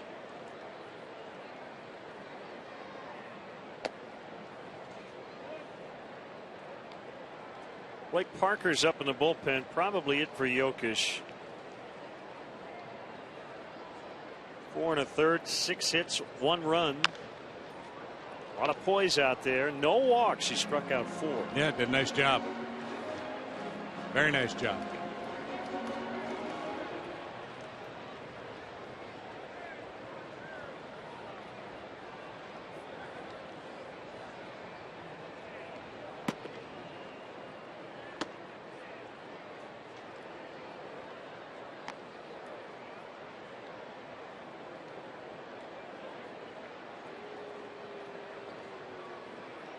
Interesting to see how long they go with Garrett Cole. I mentioned a couple of DL stints this season. Shoulder and a lat.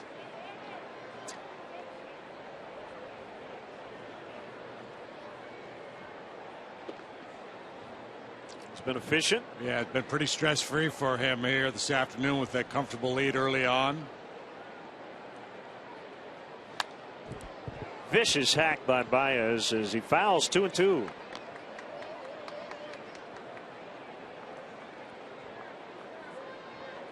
Happy birthday to you from Tuscaloosa.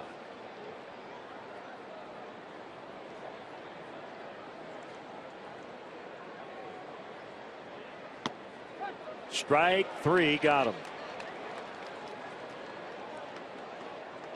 Step aside and see what's coming up on WGN.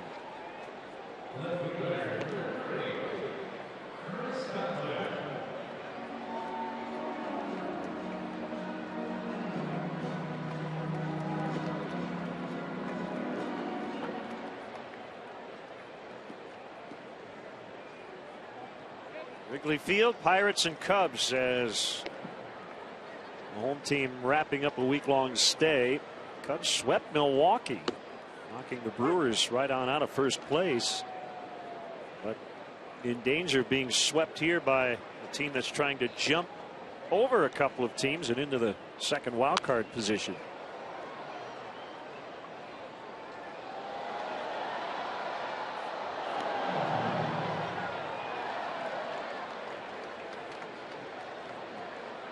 It's kind of a rare day for the Pirates. This very comfortable lead early. They've played 54 one-run games this year.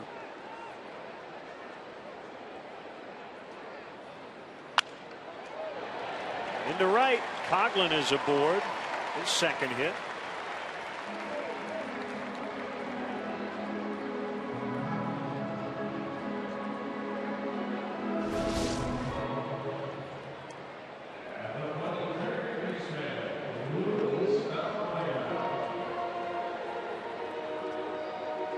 Blaina now 1 for 2.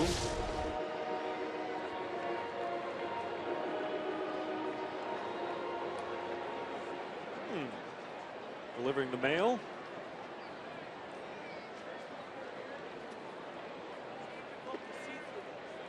Advanced scout.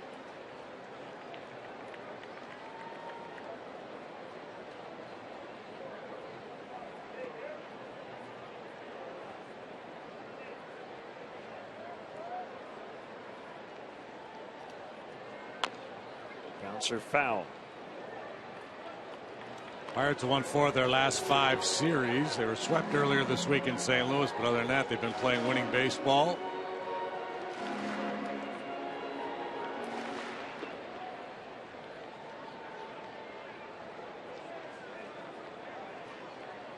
They're 23-11 against the Cubs last year and this combined. With Cole back in form, Edinson Volquez has been pitching well lately. Liriano's been throwing the ball quite well.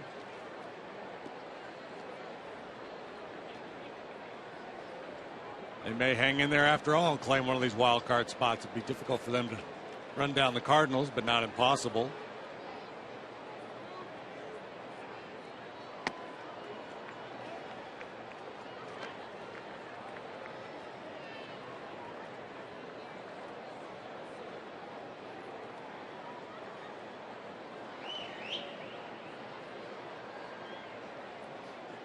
Three and 1 on Luis Valbuena. High and deep, right field. Tabata goes back to the warning track and now comes in a couple of steps. I think Luis thought he had hit one out. Sounded like, and it looked like he got it off the end of the bat a little bit.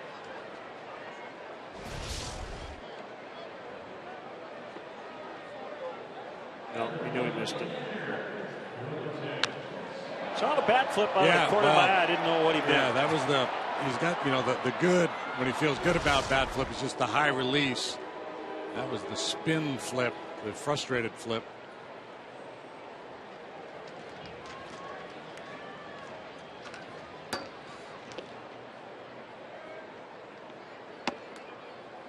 These are always fun, and the annals of baseball sure has changed a lot in the days. 1889, the most controversial game in American Association history. The Browns walk off the field in Brooklyn while leading 4-2 in the ninth inning, claiming it is too dark to play.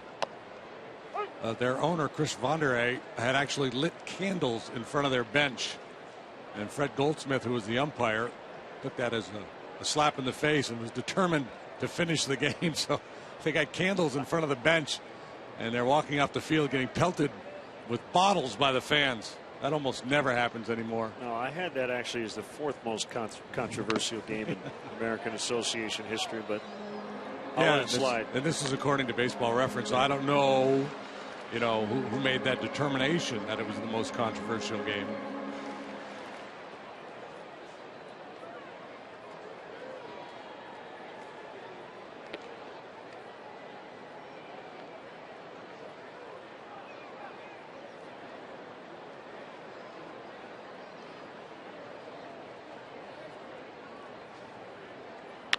Castillo turns on one. That ball will land fair on the chalk.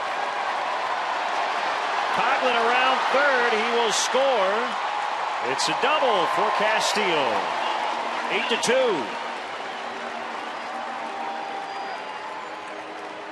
Castillo going to get credit with an RBI there on a double into the left field corner. Coughlin was about to stop. It looked like Gary Jones probably would have stopped him, but a misplay by Marte changed things. Jones sent him home right on the chalk. Castillo's had two real good swings. There's the misplay by Marte. Coughlin was starting to break it down as he neared third base. No argument from the Pirates.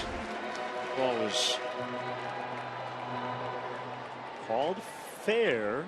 Right on the outside of the line.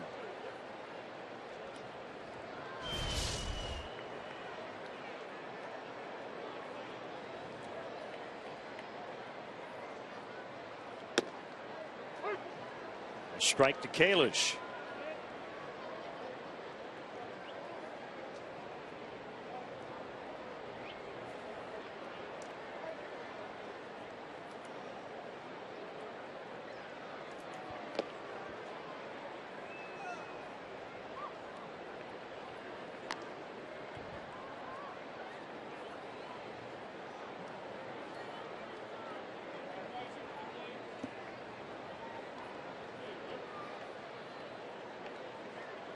Runner at second. 8-2 Pittsburgh. Swing and a miss. 1-2. Hold 8 strikeouts so far in this game. At least one in every inning.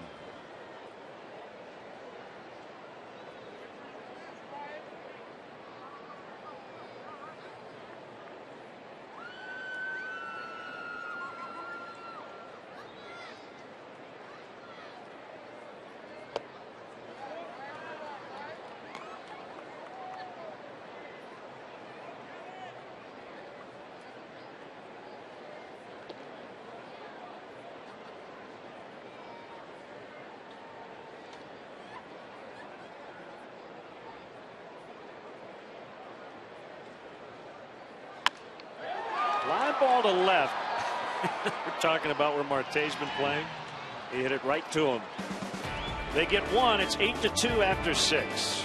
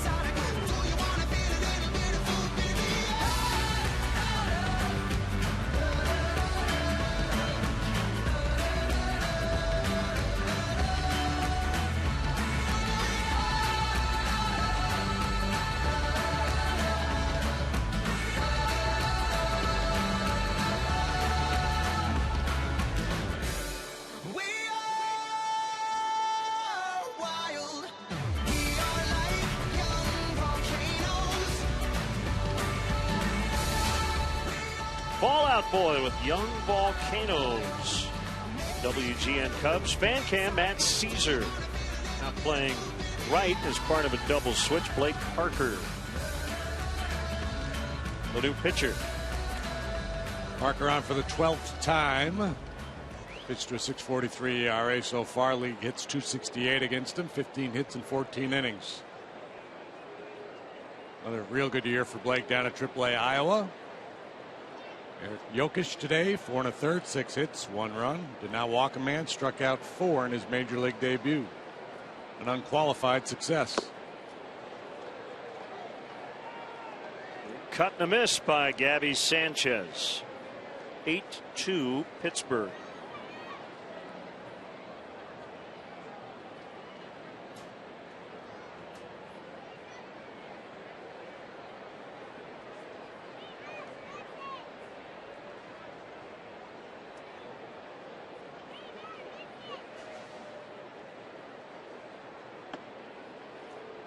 Breaking ball didn't break very much. 1-1. Parker, a converted catcher. Became a pitcher year after he was drafted in the 16th round out of Arkansas from Fayetteville. Curve inside again. 2-1. Yeah, there are some pitchers who converted, and you can tell watching them pitch. You know, they don't have the mechanics, they don't have the look of a pitcher. That's not the case with Parker.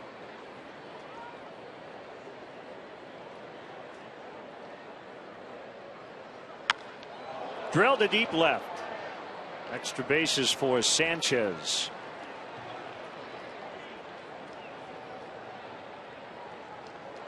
His third hit and second double.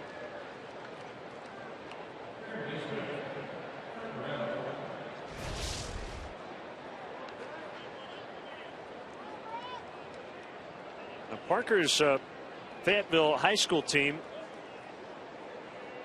won the state title in 2003. Hit .431 in high school. He was a good pitcher too. Hit over 300 as a freshman at Arkansas.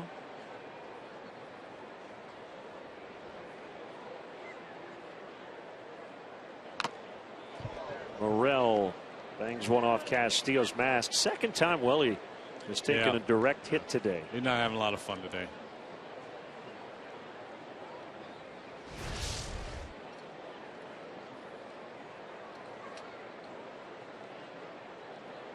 Had him rocking back on his heels a little bit.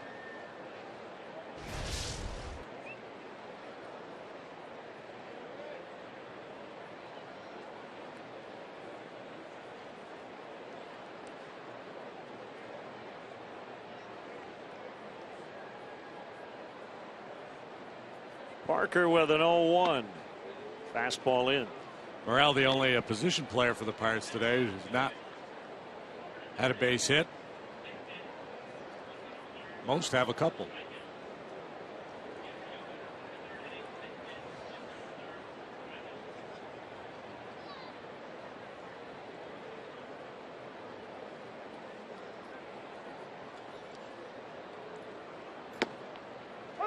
Curveball over 1-2. So you're singing the stretch. I am. It goes fast. Thank you. Working on any projects? Any gigs? Any appearances coming up? I do not. But it's a great view. Great to be here. I'm excited. Ground ball. Baez leaves his feet from his knees. What a throw. Nice multitasking. Thank you. Heck of a play by Baez. He's been pretty solid defensively. You know, obviously he's had his problems at the plate with all the strikeouts. At times, to me, there's a little more flash than need be in his play in the infield. But he's got a nice skill set. Pretty good hands, very strong arm.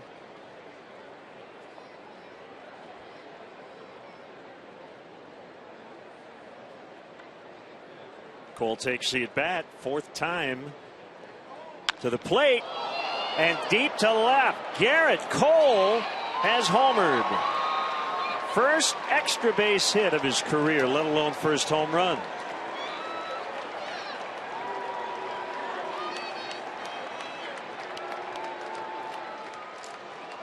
As if to make up for the 2 runs he's allowed, he gets a 2-run home run himself. And the barrage continues.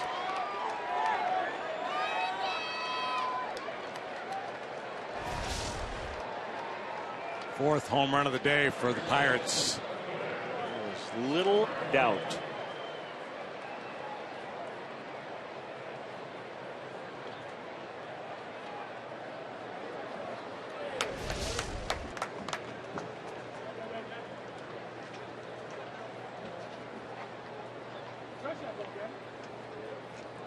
First Pirate pitcher to homer in a while.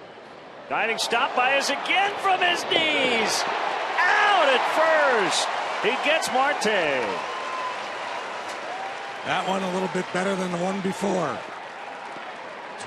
That's Starling Marte, who can really get down the line. The layout and from a knee.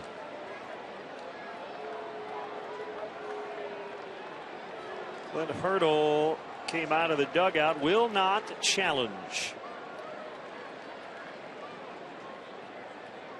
That was spectacular. Wow.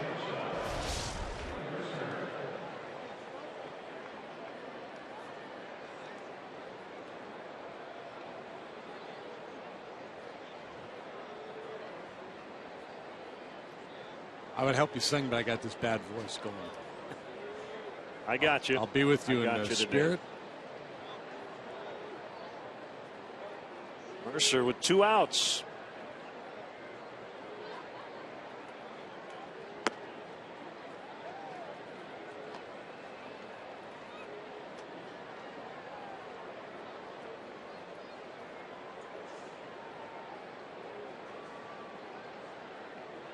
"17 hits for the Pirates today." Swing and a miss.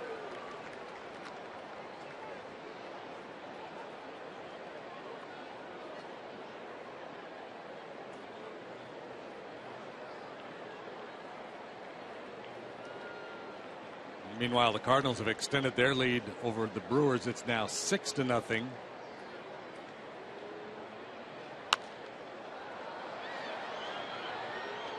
Adam Wainwright really good today.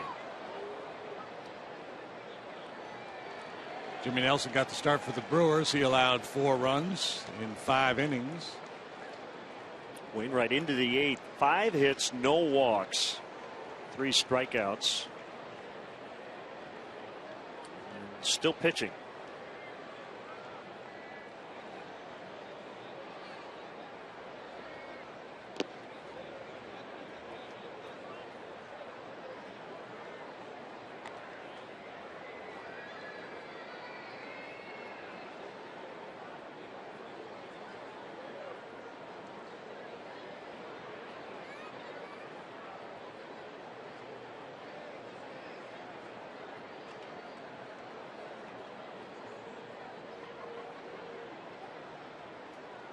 Deep breath by Parker, and his 2-2.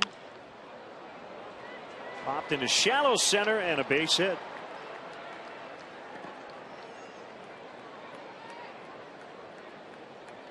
Mercer joins the multi-hit club here today. He homered back in the 2nd, making 2 out of 5. McCutcheon's got 3. Walker's got 3. Martin's got 2. Tabata's got 2. Sanchez has 3. They have tied their season high with 18 hits. June 14th in Miami, an 8-6 win.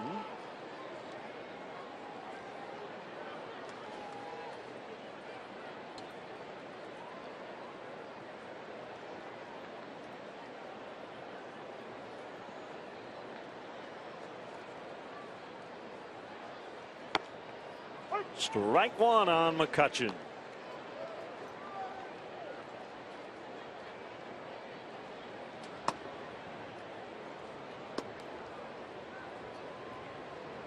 Genmar Gomez and Bobby Laframboise.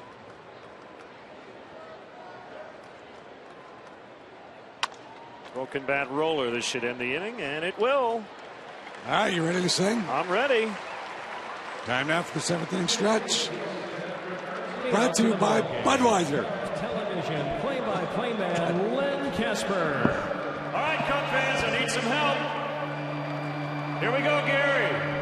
A 1, a 2, a 3. Take me out to the ball game.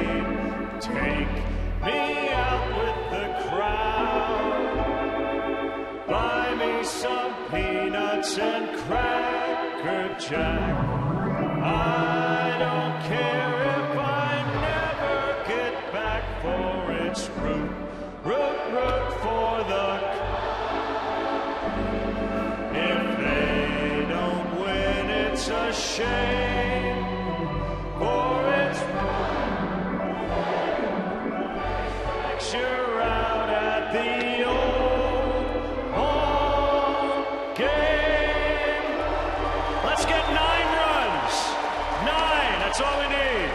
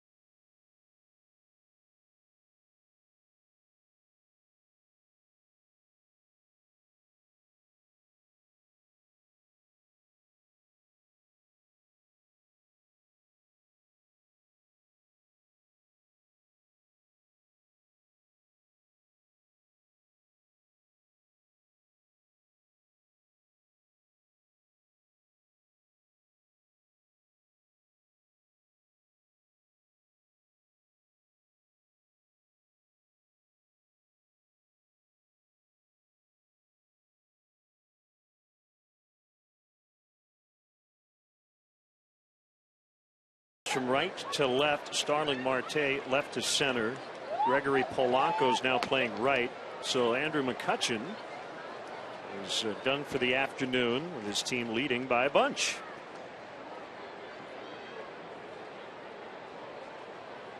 Mike Olt. Pop fly to the new guy out there. Polanco has to come in. He can't get it. It's trapped. That's a base hit. Mike Olt is 3 for 3. Yeah, wind has fooled a couple outfielders today. Kalish had a problem with the ball that ultimately fell for a double. This time a little flare into shallow right field. Polanco thought he had a beat on it. You see him start to slow down, and then he has to pick up steam, and a little late getting there. Hey, nice job with the stretch, Len. Thank you. Nailed it. Always fun.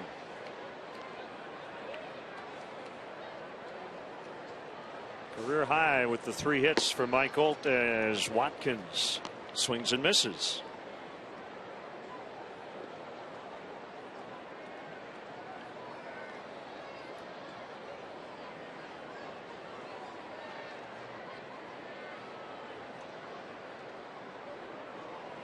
I think he got hit. He did. Yeah. Are you a little surprised to see Cole still in this game with a 10-2 lead? Maybe a little bit. I don't think he's going to be in it much longer, though. No. I mean, the pitch count's not a real concern, but you know, as we mentioned earlier, he spent a bunch of time on the DL this year. And you know, if it was a 4-2 game, I'm say absolutely. The way he's throwing, keep him out there. But with an 8-run lead and September roster with all the extra arms out there, I'm just a little surprised that he's still in there. And I'm sure they've talked to him in between innings, got his feelings on it. He said, "Hey, man, I feel great. I'm good to go." Matt Caesar with his first at bat.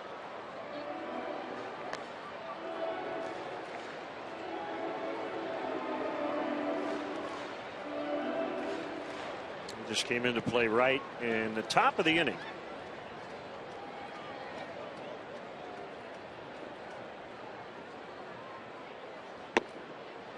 Fastball, bottom of the zone. It's a strike, 0-2.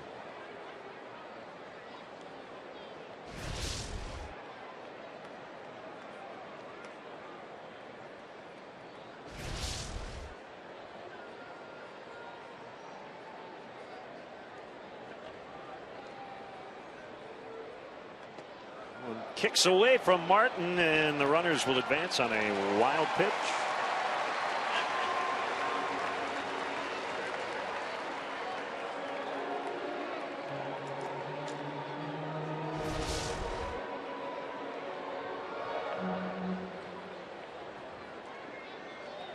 Martin very athletic behind the plate. Quick feet. Not able to make a play there. The ball just got too far away from him.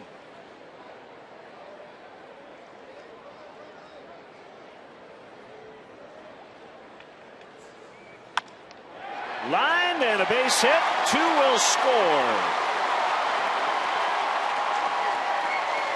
Holt and Watkins are in. It's 10-4. They get those 2 right back, and that will be it for Garrett Cole.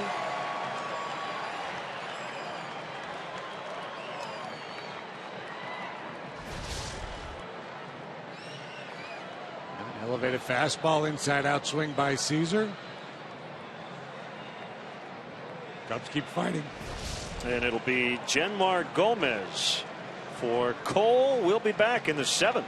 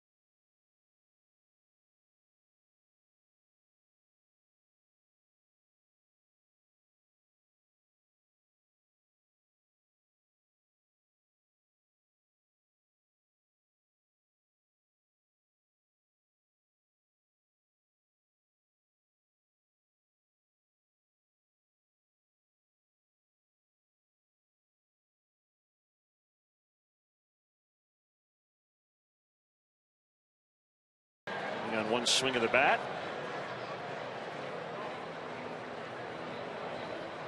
Genmar Gomez is on here in the bottom of the 7th. Gomez on for the 41st time. 2 wins, 2 losses, 3.32 ERA. Made a handful of starts for the Pirates last year. All of his work this season has been out of the bullpen. Sinker, the slider, changeup pitcher. Ground ball type guy, doesn't strike out many.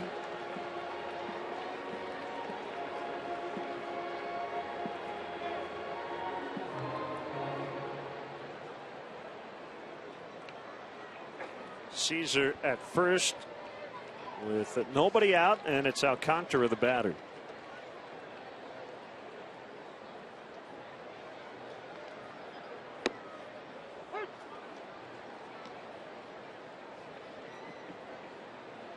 Nobody out in the inning. Boy, if he or Baez were to pop one here, all of a sudden we'd have a intriguing ball game. 6 here with 9 outs to work with offensively. Swing and a miss.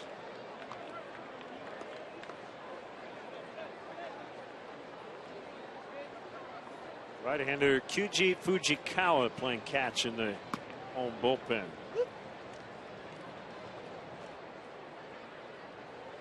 Seen a lot of Fujikawa lately. Back after Tommy John surgery. Making up for lost time.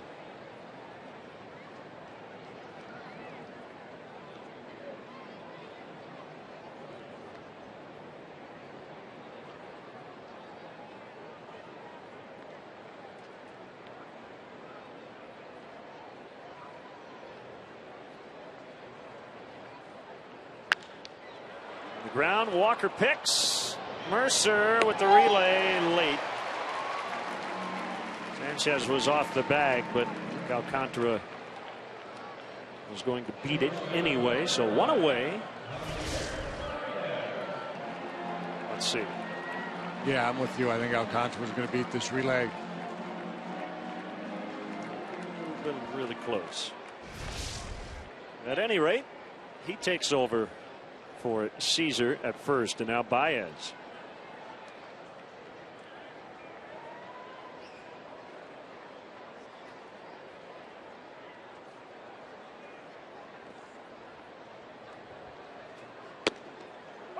Slider strike.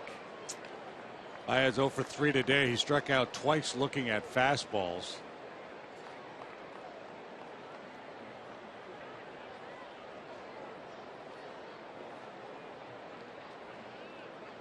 Down in the count, I think he thought he was going to get a breaking pitch from Cole. On both occasions he took heaters. And if you're looking for a breaking ball against Cole and he throws you 97, you pretty much have no chance.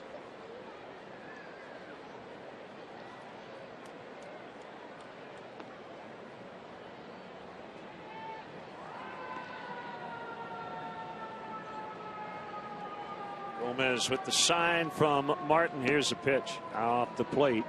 2-1.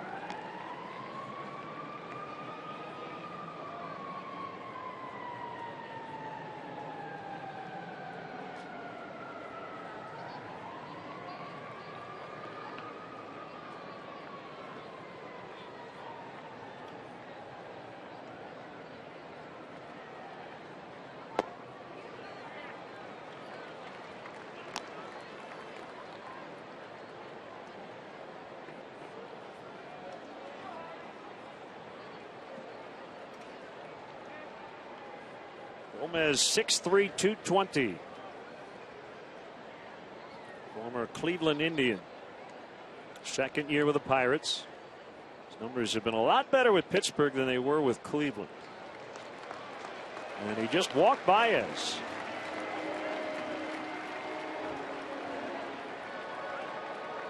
It'll be the end of his short afternoon after 2 batters.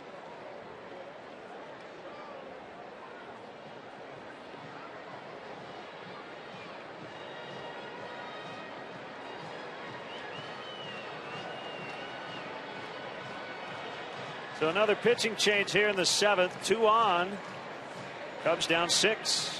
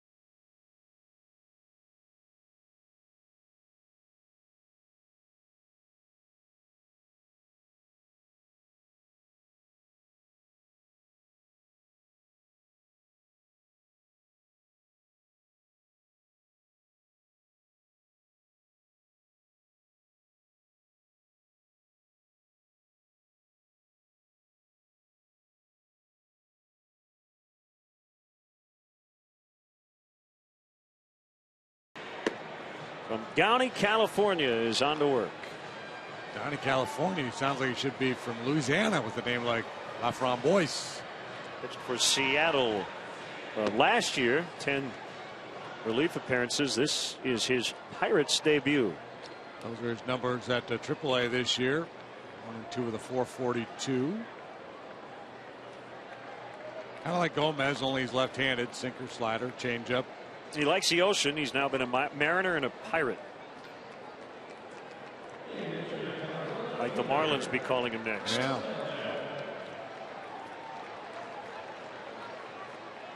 So 2 on with only 1 out and 2 runs in.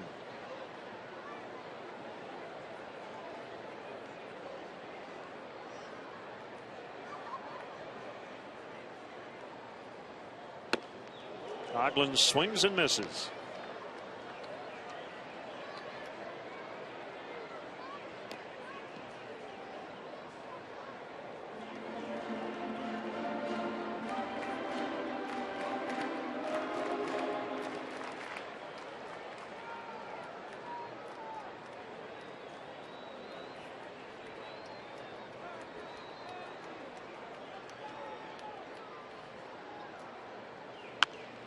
Hit foul, 2 strikes. From Boyce went to spring training. I'm just going to say his last name a lot because that's fun. Went to spring training with the Mariners. Padres got him on waivers on April 2nd, and then the Pirates claimed him in late August. Big league debut came last year on April 10th with Seattle.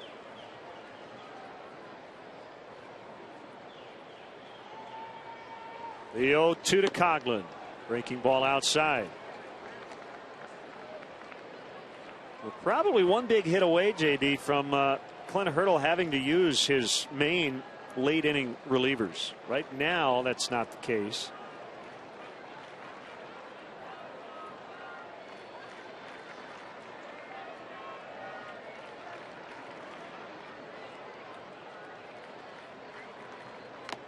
Yeah, with a big lead, I'm sure Clint Hurdle was thinking, okay, nice easy win today. I can save my big arms out there in the bullpen, let them regroup a little bit. Heading into that series with the Phillies.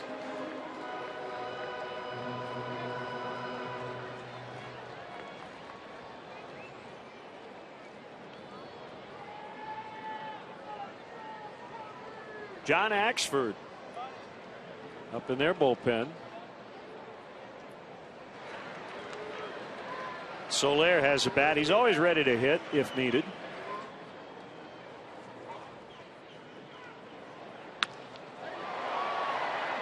Marte over toward left center. Makes a catch. 2 down.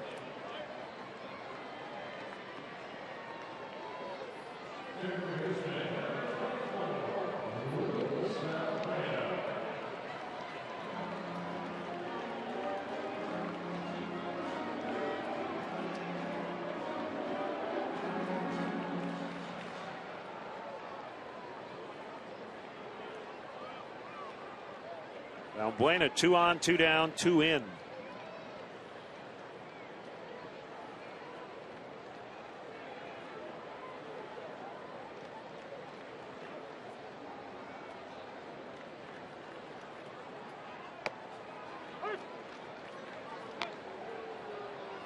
Strike.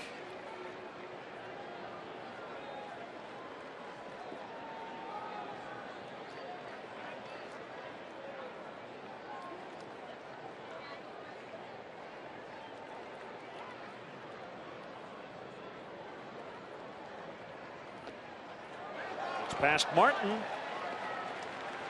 A single should score a couple.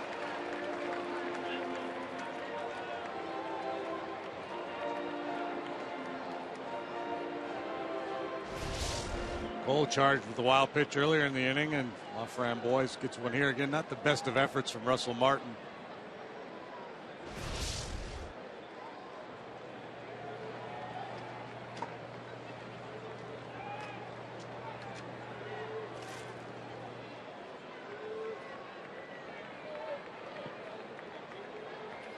Shadow starting to work its way towards home plate.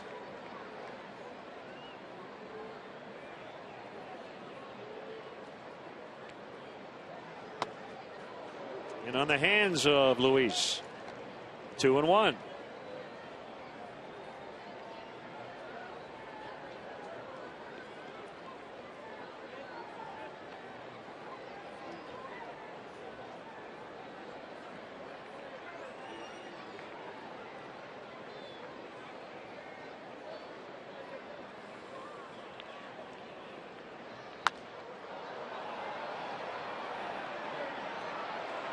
Morrell into the bullpen, will not have a play. 3 rows up.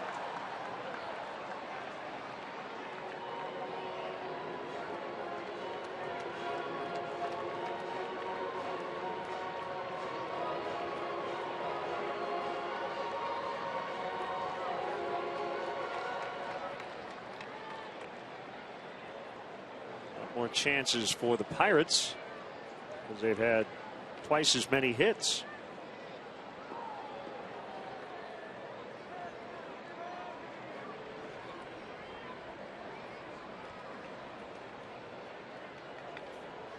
Two to the count.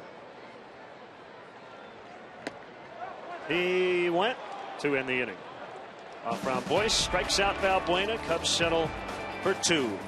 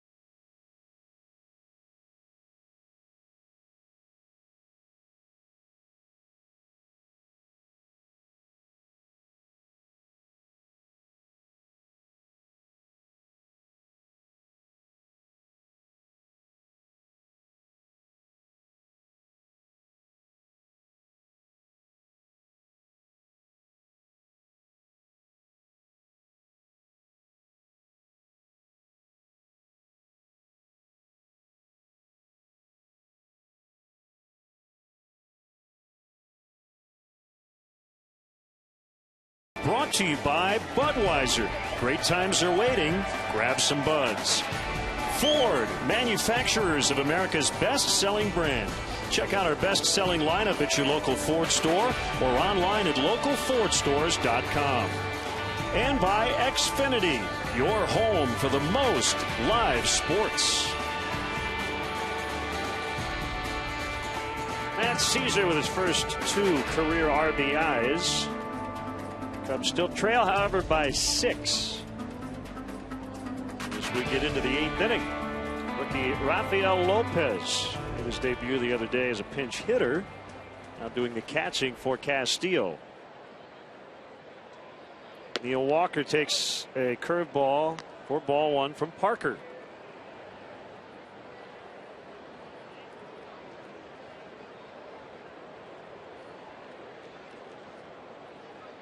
Ten to 4 Pirates.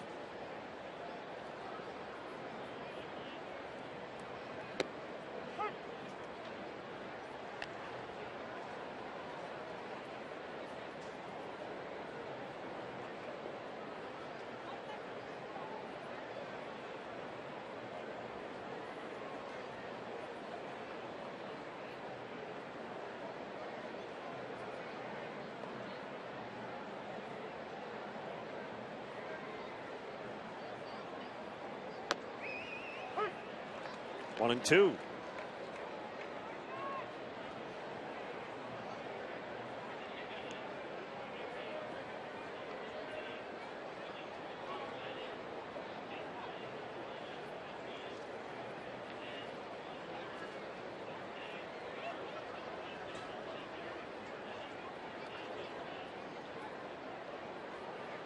Scoring change as Walker strikes out. And An error on Marte in the 6th. They'll take away an RBI from Wellington Castillo on his double.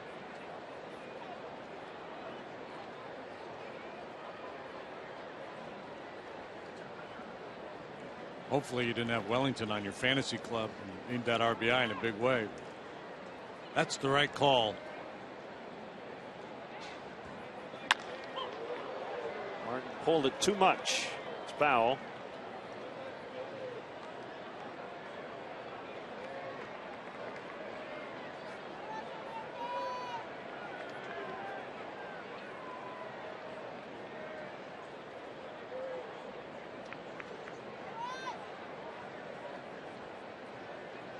Been a long day at the ballpark for that little guy.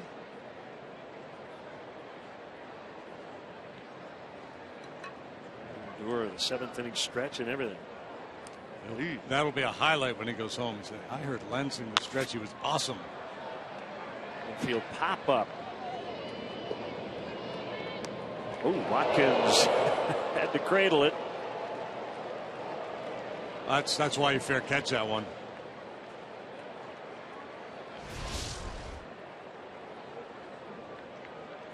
I got it.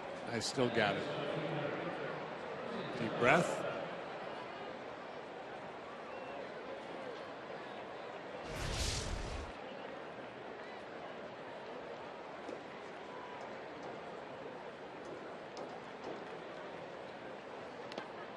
Tabata. Strike one.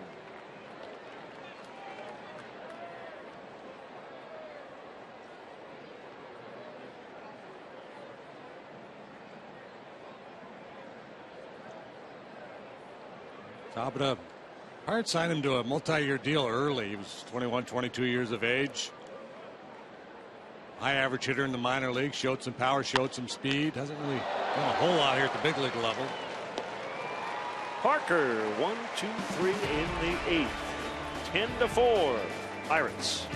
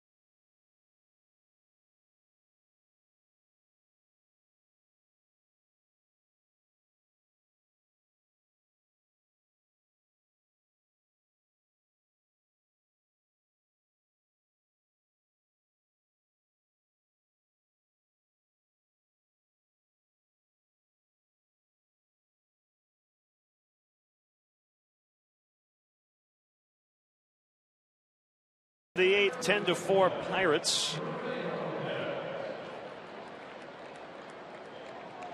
And veteran short reliever John Axford.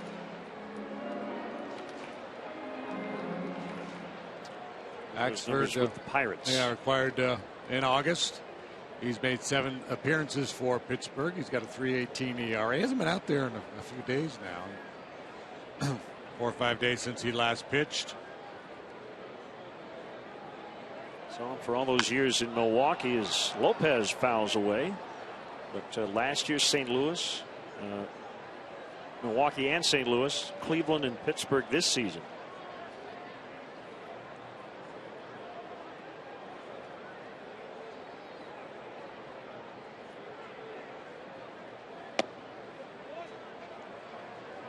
Still throws hard.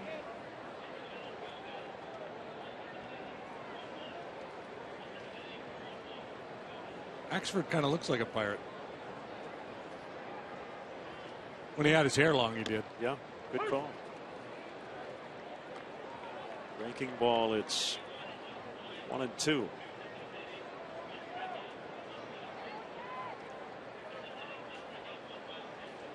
Quick pitch there, yeah. Lopez fouls.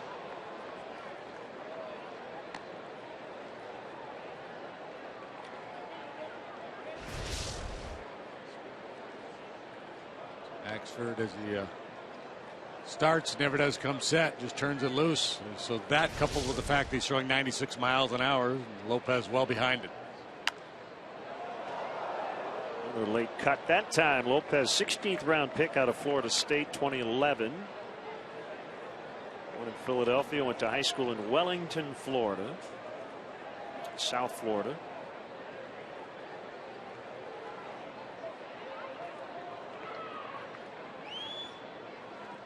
Good numbers in the minor leagues. That .393 on base percentage gets your attention.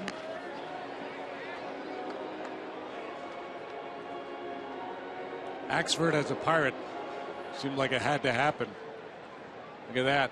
It's after he signed with Pittsburgh. Strike 3 call. They get Lopez.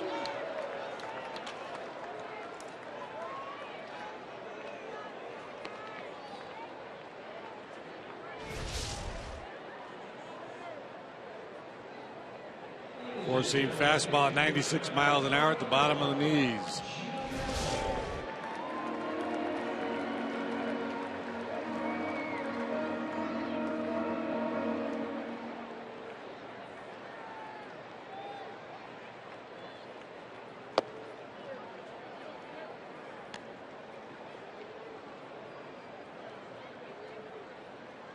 Junior Lake, the pinch hitter.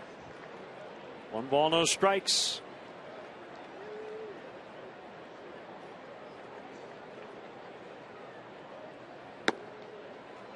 Axford's best year came with the Brewers in 2011. He had 46 saves and 48 tries, had a 195 earned run average.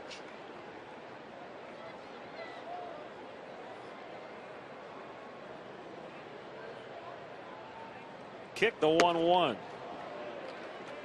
foul.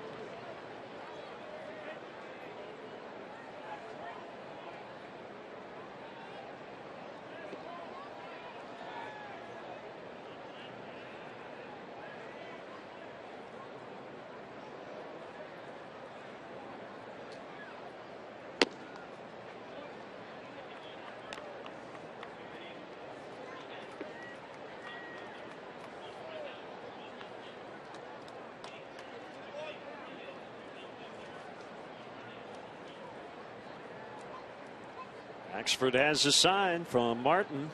Here's his 2-2. It's a good high heat at 96 to get Lake. Back-to-back Ks. Cubs will head out of town after this ball game. 3 in Toronto, an off day Thursday, and then the weekend in Pittsburgh. So he'll have a chance to get a little revenge against his Pirate Ball Club. Out of town? How about out of state and out of the country? Out of the country, yes.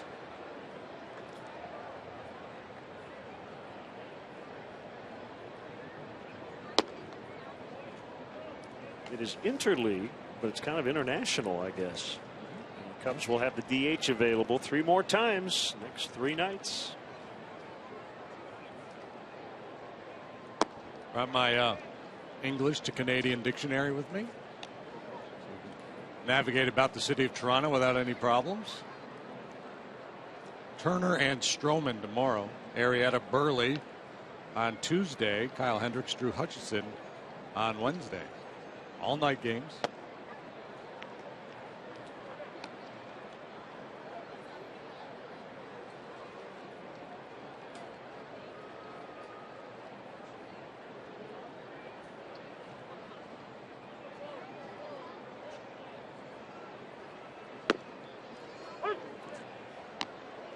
Both 3 for 3 with an RBI and a run.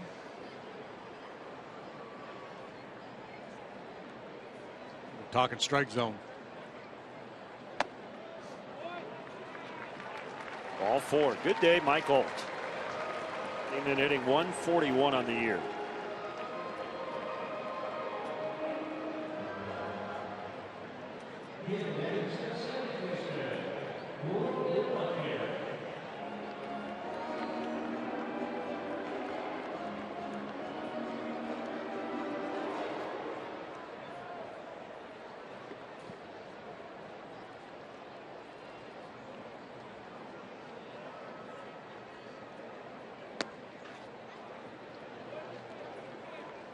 Martin thought that one had gotten by him, but it actually was in his glove. Those are really tough when they're fastballs, 97 miles an hour.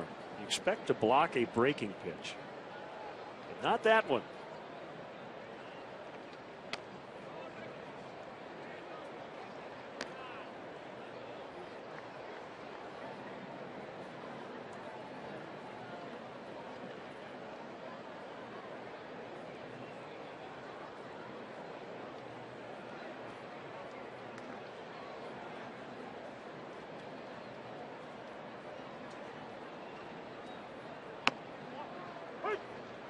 Two and one.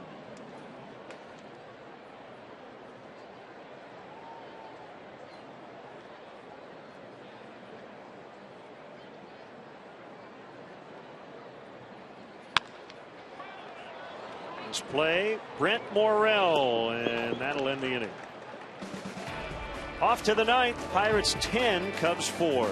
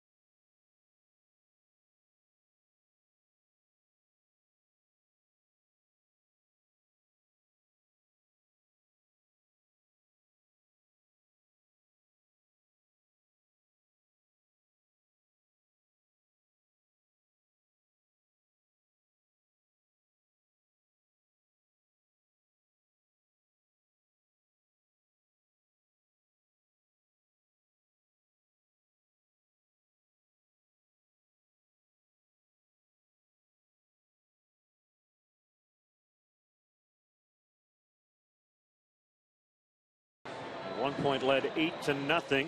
Cubs scored in 3 consecutive innings. Garrett Cole hit his first major league home run, a 2-run shot in the 7th before he left the bottom of the inning. Kyuji Fujikawa is on to work for the 12th time back from elbow reconstruction. Yeah, he's been busy lately. This will be the 4th time in the last 6 days that he's been out there. He worked both games yesterday. Not a lot of pitches, just a third of an inning and 1 pitch in the suspended game, and then 2/3 of an inning in the nightcap yesterday.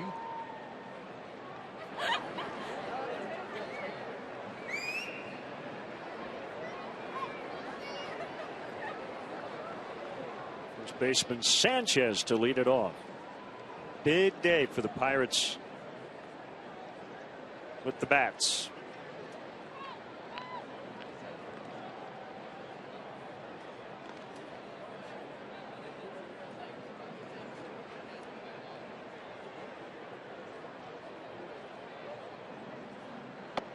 Inside, ball one. Blake Parker's line today, 2 innings, 3 hits, 2 runs. They were earned. Didn't walk anybody, had a strikeout. Allowed 1 home run, 25 pitches, 19 for strikes.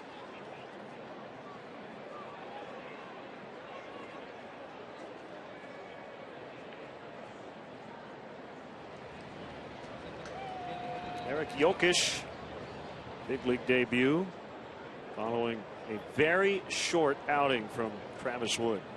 Did not get through 2 today. Yeah, just got ambushed, never was able to settle in, made mistakes up out over the plate, and the Pirates took full advantage. Hit 3 home runs off of Travis. 9 hits, 7 runs charged to his record in just 1 inning and 2/3.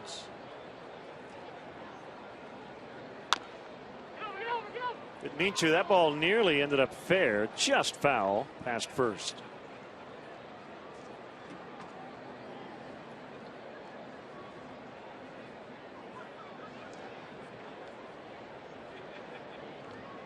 Holtzcomb got his first major league save in his second appearance.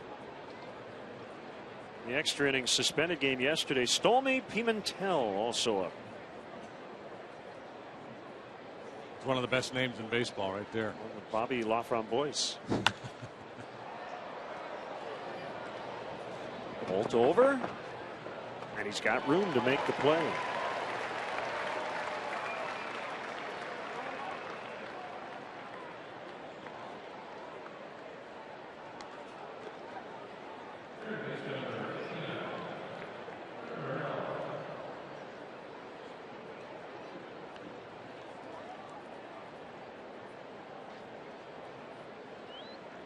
Well, Morel in there for Harrison the last 2 days. Pirates trying to win both those games without arguably their team MVP this year. Harrison actually had knocked in the go-ahead run in the top of the 11th before injuring that ankle in the bottom of the 11th.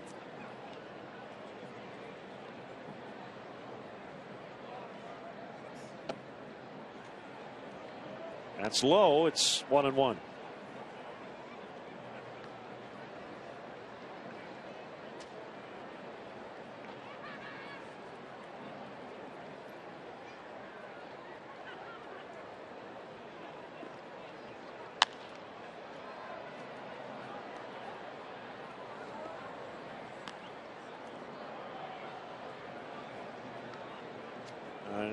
That guy's sitting by himself.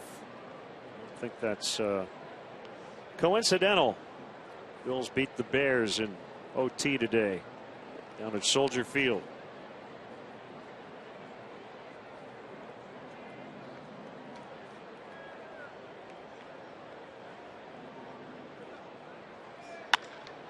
Lined in the right center. Caesar will cut it off, and Morel has a single. So he's on the hit board. Yeah, he was the only one who didn't have a hit. Now he does. Travis Snyder.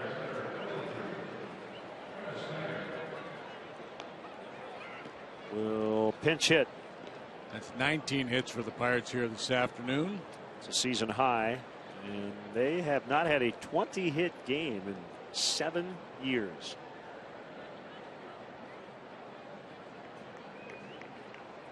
It's a lot of hits. Like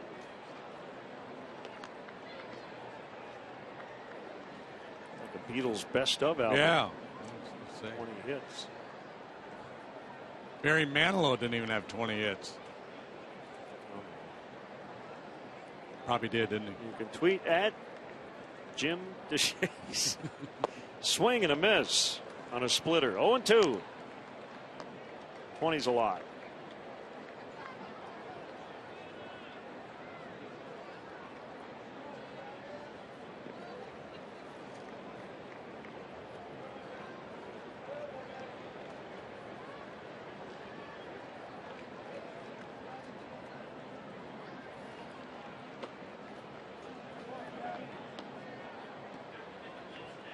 This is when the shadows become problematic for the hitters, when the ball passes from light into dark. I've talked to some hitters who said, it doesn't really bother me. Other guys say, yeah, it's when the pitcher's in the daylight still and then the ball crosses into the dark shadow, it can be difficult to track.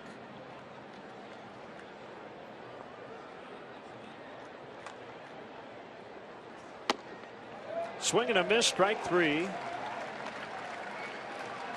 2 gone, and it'll bring up Marte.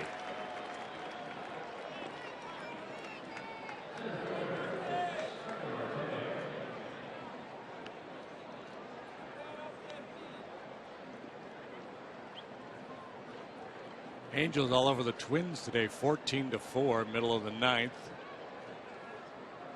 What a run the Angels have been on. Yeah, best record in baseball. Mike Trout has hit his 32nd. 3 Angels home runs. They've got 19 hits. Mets beat the Reds 4-3. Granderson and Recker went deep for New York. Jay Bruce, number 16 for the Reds.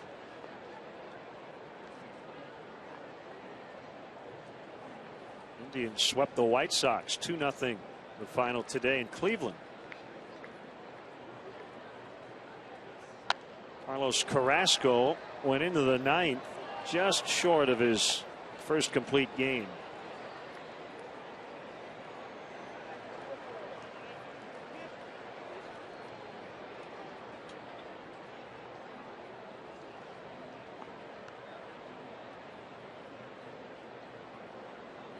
The Indians win that season series 10-9. Right now, Oakland and Seattle would claim the 2 wild card spots in the American League. You have 3 teams from the AL West. The NL Central last year. Everybody but the state of Texas. Astros and Rangers. Both well under 500. And both shopping for new managers.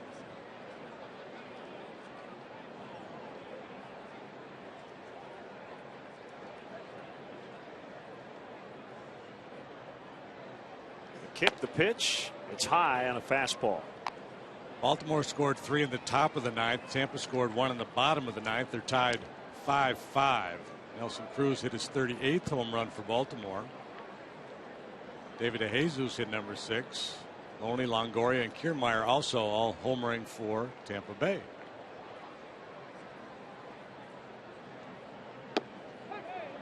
Strike 3 called, and we'll go to the bottom of the 9th. 10-4 Pirates.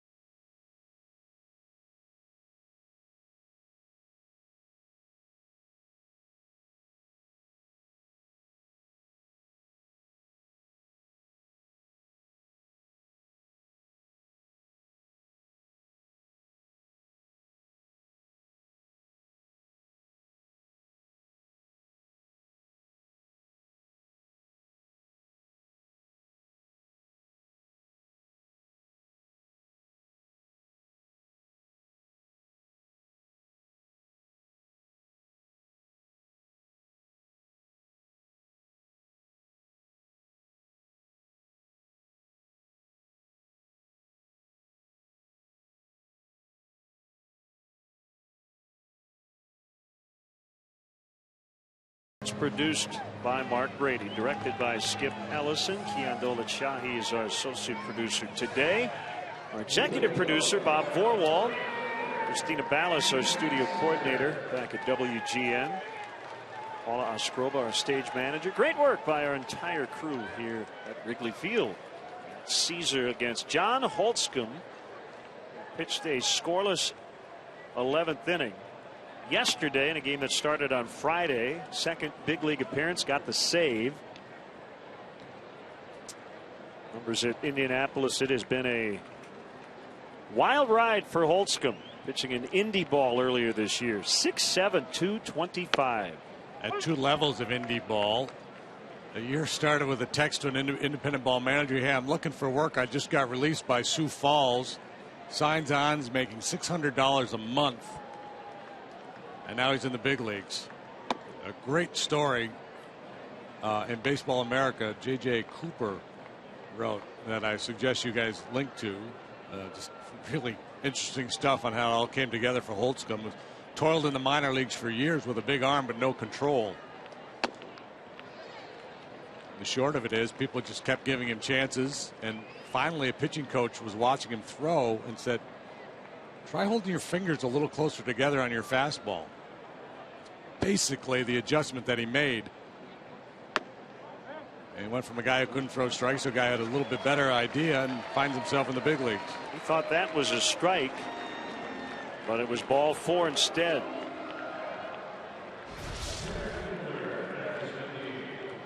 So he was right around the plate that hold it back.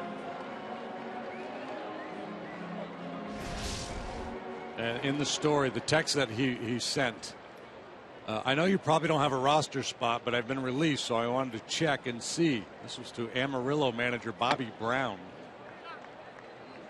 After not making the Sioux Falls club. It's just crazy. I mean, these are very low levels of independent baseball we're talking about.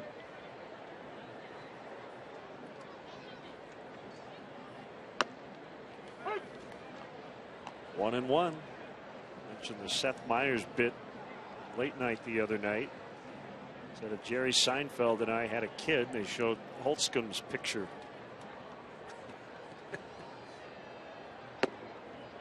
Want to handcuff Martin a little bit. 2-1.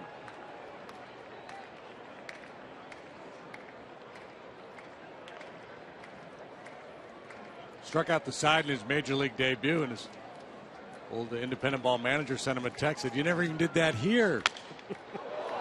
Ground ball, base hit to right. That bat shattered on Alcantara. Cubs have 2 on with no outs.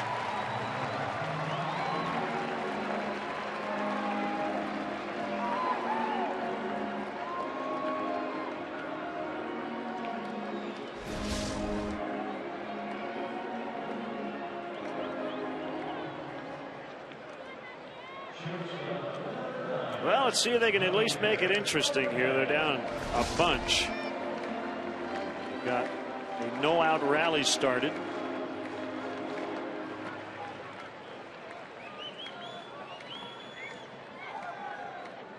Pitch to Baez. Cutter, 95, catches the outside corner.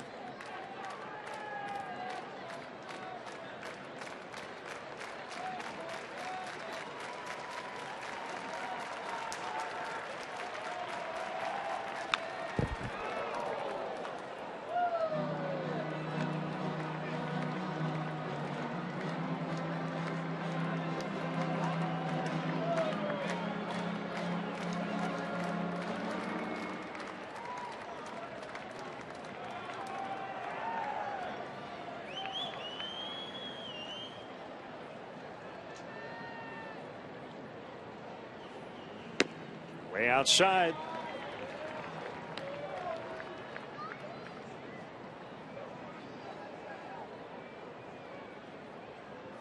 One and two.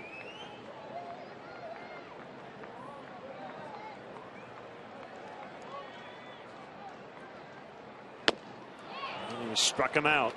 It's the first out. Third strikeout for Baez today. We'll bring up Coghlan. And Baez caught looking twice earlier in the ballgame. This time he takes a Big rip at a cut fastball, comes up empty.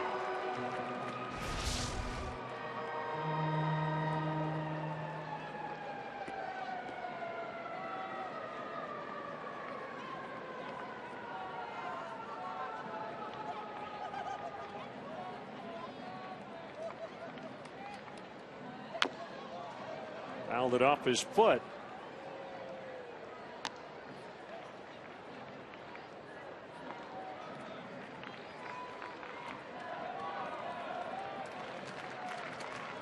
Clint Hurdle is not going to take any chances. If Holtzcomb falters here, he's got his closer, Melanson.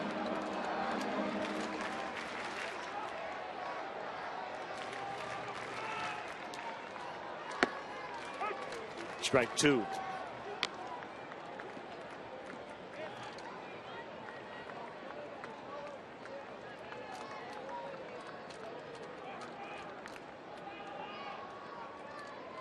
Some would argue that Clint Hurdle's being a little paranoid having Melanson up at this stage of the ball game.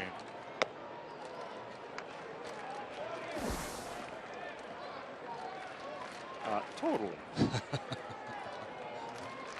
Way more Myers than Seinfeld, but yeah. That's good. 2-2. Clint Hurdle would argue I'm just being prepared. Melanson just going nice and easy down there right now. Catcher's still standing up, so no sense of urgency yet. This could be it. They will get one. They get two, and the Pirates sweep.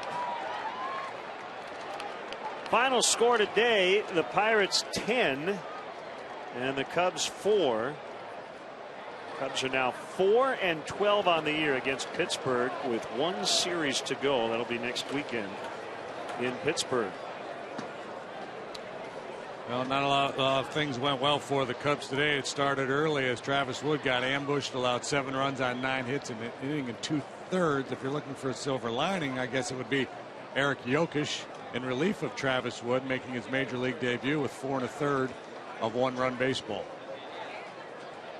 So once again, the final, Pirates 10, Cubs 4. We'll be back to Wrigley Field in a moment.